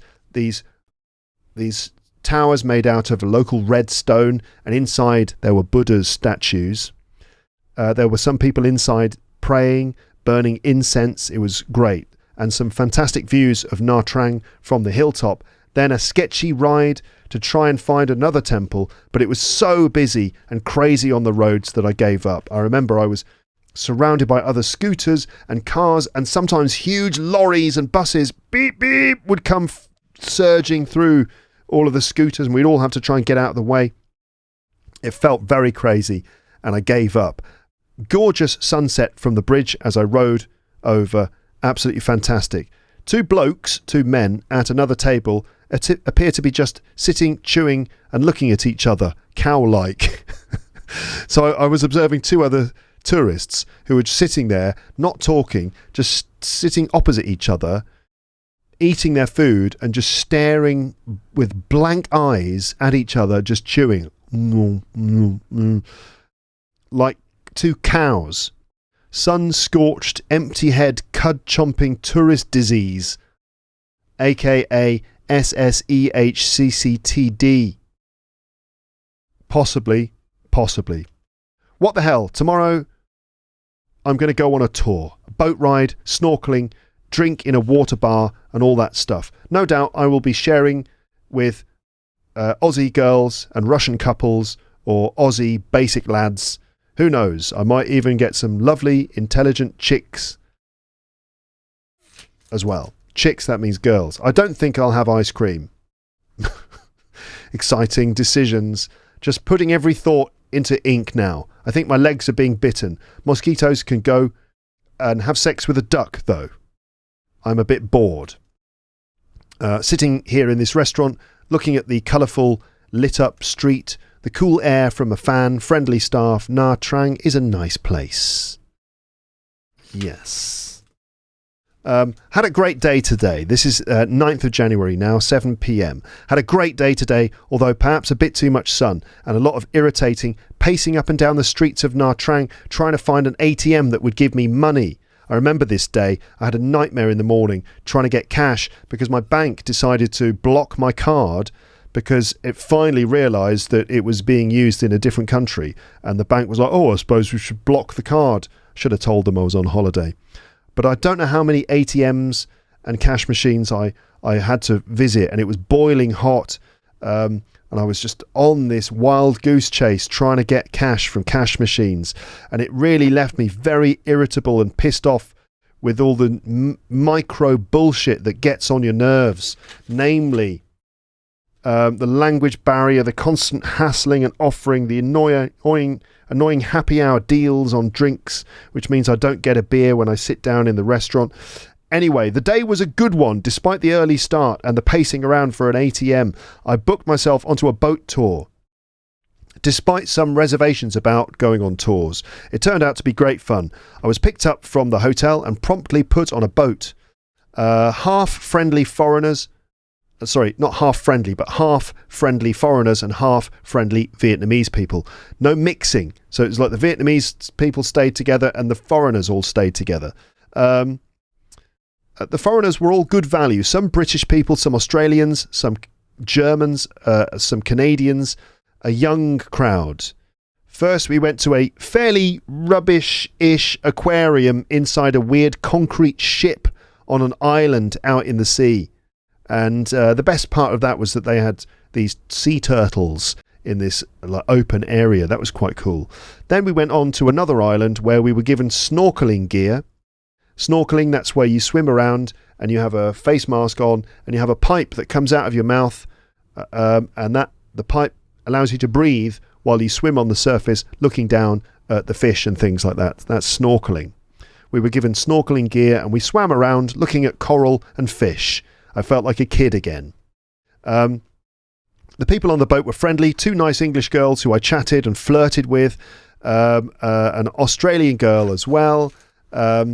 Big lunch with loads of stuff. Then a hilarious musical performance by our guides. They pulled out a drum kit made of a bamboo frame and plastic buckets turned upside down. A kick drum pedal, a broken cymbal, and a geezer on a red Fender guitar. Two vocalists. So it was basically guitar and drums this guy playing this plastic drum kit, and they did some classic favourites like Yellow Submarine, but really Vietnamese pronunciation. It was hilarious. At one point, I got up and played the drums as well. They let me play, and I played along with the guitarist for a while. And then some cheesy Vietnamese house music was played, and they chucked a bunch of rubber rings into the sea and set up a floating bar where we all drank some awful wine and dived and bombed off the roof of the boat. Then off to a little beach for some sunbathing and some conversation. Good times. Cruised back at about 3:30 p.m. and was dropped off at the hotel, where I chilled out. Tried to get ATM cash. Irritating nightmare continued. I couldn't call my bank. The phone was refused. I was at my wit's end. If you're at your wit's end, it's just like, I can't take this anymore. I managed to pay the hotel with my card somehow. Then the hotel girl took me on her scooter to another ATM, which actually worked. Happy days. I got cash in my hand. I found my way to this overpriced restaurant, ate very nice and very hot chicken chili dish, and wrote in my diary, up early tomorrow to get the bus to Dalat. So this is near the end of the trip, just a few pages left. So I was going to get the bus to Dalat, which was where I would stay for one night before going to Ho Chi Minh City, where I was then due to fly home finally. I'll get to Dalat, this town, this city, sort of between Nha Trang and Ho Chi Minh City. I'll get there at about 2 or 3 p.m. I should try to get a hotel booked. Also, I must confirm my coach ticket to Saigon. I'll try to get a sleeper coach, which is unlikely. Then the taxi to the airport and ciao, Vietnam. I hope my plane can land at Gatwick Airport in London. Apparently it's frozen there. So it was all covered in snow. Then get back home and get back to normal life. Prepare for FCE. I was about to teach an FCE course. Comedy stuff. Clean up my flat. I am knackered. Some people from the boat are meeting in a bar around the corner in a couple of hours. Can I stay out until then? I need sleep. I feel at sea slightly. I feel, when you've been on a boat all day and in the evening you're back on dry land, but you still feel like you're moving. That's how I felt. But I wanted to meet up with the people I'd met on the boat, some of those other tourists. What can I say about Vietnam? It's actually very touristy, hot, busy, a bit dirty, but fun, beautiful in places, cheap, extremely friendly and wonderful people. It's been a good laugh, if slightly odd to be on holiday alone like this. If I come back, I'll know that I should pretty much avoid the touristy spots, do the East Coast, then visit Laos and Cambodia probably, which I did actually do with my cousin Oliver a couple of years. The next year we went to Cambodia and Laos. Thailand is probably great too, even though it's probably even more touristy. Images of the place. Here are some images of Thailand. This is not Thailand, Vietnam. Sorry. This is one of the things I like to write in diaries. Just a list of images, a list of things that you can see, just to really help you get back to that moment. And I've done these sorts of lists many times in many stages of my life, and reading them back really allows you to kind of revisit that moment in your life. So here are some images of Vietnam. Pavements which are often blocked with parked scooters, food stalls, etc. Curbs slanted for scooter access, waves of scooters on the streets and constant beeping. Grubby motorbike guys who sit on their seat and slap the seat, or who follow you with standard questions like, "Where are you from, man? Where you want to go? How long are you here?" before presenting you with the notebook of glorious testimonials. Having to say no and shaking your head a lot. Street-side fur and beer stands with tiny children's garden furniture to sit on, the tiny plastic chairs in the street. Playing cards, cards for playing games. Playing cards strewn all over the floor. I would always see cards littered on the floor. Yellow painted walls with large blue stamped phone numbers on them. The national flag red with a yellow star. The government flag red with yellow hammer and sickle. The apparent lack of communism going on. Rampant developments being built along the coast. These slim but long terraced buildings. Sitting on the back of a scooter being transported somewhere. The hot and humid dusty air. The bottles of chili and tomato sauce. All the tourist t-shirts that say same but different. The lovely old wrinkled women who offer you boat rides in Hoi An but smile sweetly when you say no.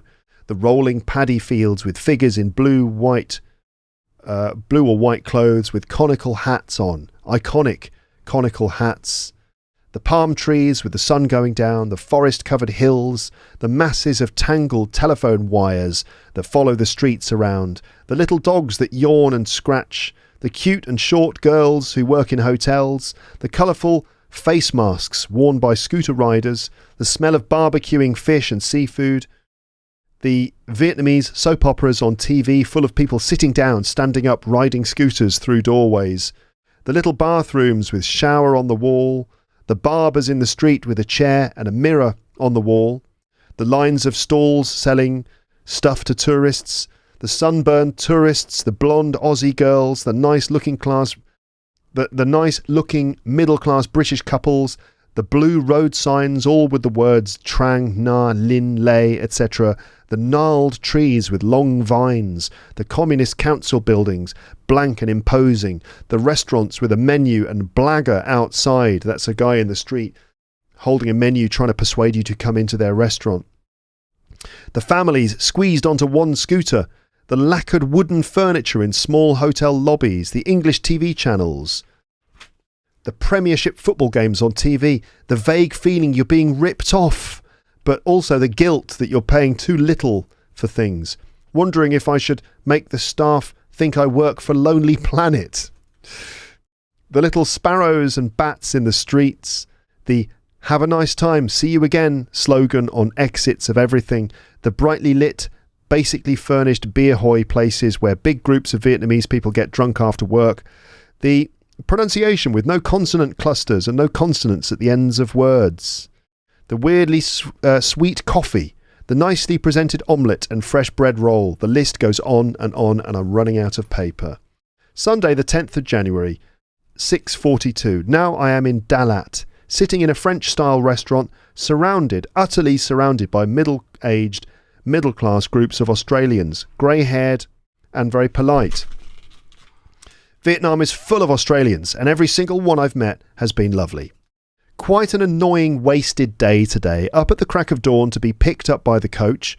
While waiting, I helped the hotel family put up a couple of big lit-up signs on the front of their building. They're very sweet, and they rewarded me with a big bottle of water. The coach trip was broken up by the coach having problems. I'm not sure what the matter was, but it would have trouble starting, and we also had to stop for a while to let the brakes cool down. Lots of hill driving, and it was hot. The brakes were smoking, they were so hot. Remember, we were going up and down hills, climbing up hills, and then going down the hills. The driver had to keep braking, and the brake discs, I think, were red hot, and smoke was coming out of them. I thought the coach was on fire. We had to stop and let the brakes cool down. We could all hear this. We could all smell this strong smell of what smelled like burning metal. Dalat. There's quite a nice lake in the middle of the town and a pleasant lack of grift. Haven't been grifted once yet. In fact, I asked a couple of scooter guys for directions and they just gave them to me. Didn't even offer to drive me or get me a prostitute or some cocaine. I'm even mildly disappointed. I had an annoying time finding Han Cafe to confirm my bus trip to Saigon tomorrow morning. I'm hoping to hell that there are no problems and I can get to the airport on time. I was worried about that. I was worried that I wouldn't be able to get to the airport on time because I had a lot of traffic between me and the airport. The bus should get in at 3 or 4 o'clock. The flight departs at 8 o'clock. I will need 2 hours for check-in. That's a 2-hour fuck-up window. Could be a bit of an arse clencher. That's where you hold your bum cheeks together because you're nervous. My hotel is not that good, but was literally where I was dropped off. I thought, what the hell, and booked in there for $10. There's a pond next to my room, so the room smells a bit musty. Vietnamese TV is doing my head in. 3 channels, all full of the same stuff, with the odd gem of a movie thrown in and some Premiership games, which is nice. This entry is boring, but Dalat is a bit boring, so apparently that's the way it is. Apparently there's loads of snow in London and my flight may be delayed. Good times. 13th of January. I'm now back in London, sitting on my sofa, about to have a cup of tea. The heating is on full blast and I have an incense stick burning. I finally got back yesterday morning after a punishing 32 hours of travelling from Dalat to Saigon, to the airport, to Doha, to Gatwick, and then to Hammersmith. I stayed up late as late as I could yesterday to combat the jet lag, but I crashed out at about 10 p.m. Not bad. I slept until 10 a.m. I feel fine today, but jet lag might return later. Yesterday, I had that just back from travelling feeling in which everything feels special. I love that feeling. I went and met James in Clapham in the afternoon and had a couple of pints. It was great to see him, and I realised that the holiday had done me a lot of good. My spirits are up, and I really want them to stay that way. I really want 2010 to be a good year for me. All the travelling was a bit of a pain, particularly the long coach journey from Dalat. Dalat was a bit dull, and more time there would have been nice to help me get a flavour of it. I'm glad to be back in comfort. It's freezing and snowing outside though, and work approaches in a few days. I've got about 3 stand-up gigs this month. I must hone some material for that. So that is it. I've just run out of paper. On reflection, I had an amazing time out there on my own, and I'm so glad I did it. I would go back again and see that with another person. Perhaps I could venture into Laos and Cambodia this time. I'm glad I kept this record of my trip. I can come back to this and use it to remember exactly what it was like. Vietnam, a busy, crazy, beautiful, funny and vibrant place. And that is the end of my Vietnamese travelling diary. Well, it's been a long one. I think it's probably best to just end here. But let me know how that was for you. No romantic entanglements. A bit of a lonely trip in many ways. I did hook up with other people, yes, but I didn't find romance on that trip. But as I said, 4 or 5 weeks later, I did actually end up meeting my wife. So that's nice. Yeah. Okay, thanks for listening to this. I hope that it's been interesting. Let me know your thoughts. Have you ever travelled to Vietnam? Did you go to some of the same places as me? Are you Vietnamese? In which case, I hope you don't mind some of the, let's say, more negative things that I described. But as I said at the beginning, I think that I was only scratching the surface. You know, I had just a typical tourist experience, didn't spend that long in each place. I think surely if I'd spent more time there, I would have got a much deeper sense of what the place was really like. But I had a fantastic time, and it's one of those experiences that I will remember for the rest of my life. So Vietnamese, thank you for hosting me in your country for that sort of 2-week period. I did go back to the region. I went to Cambodia and Laos with Oliver, went to Thailand with my wife and did a podcast episode about that. That's in the archive.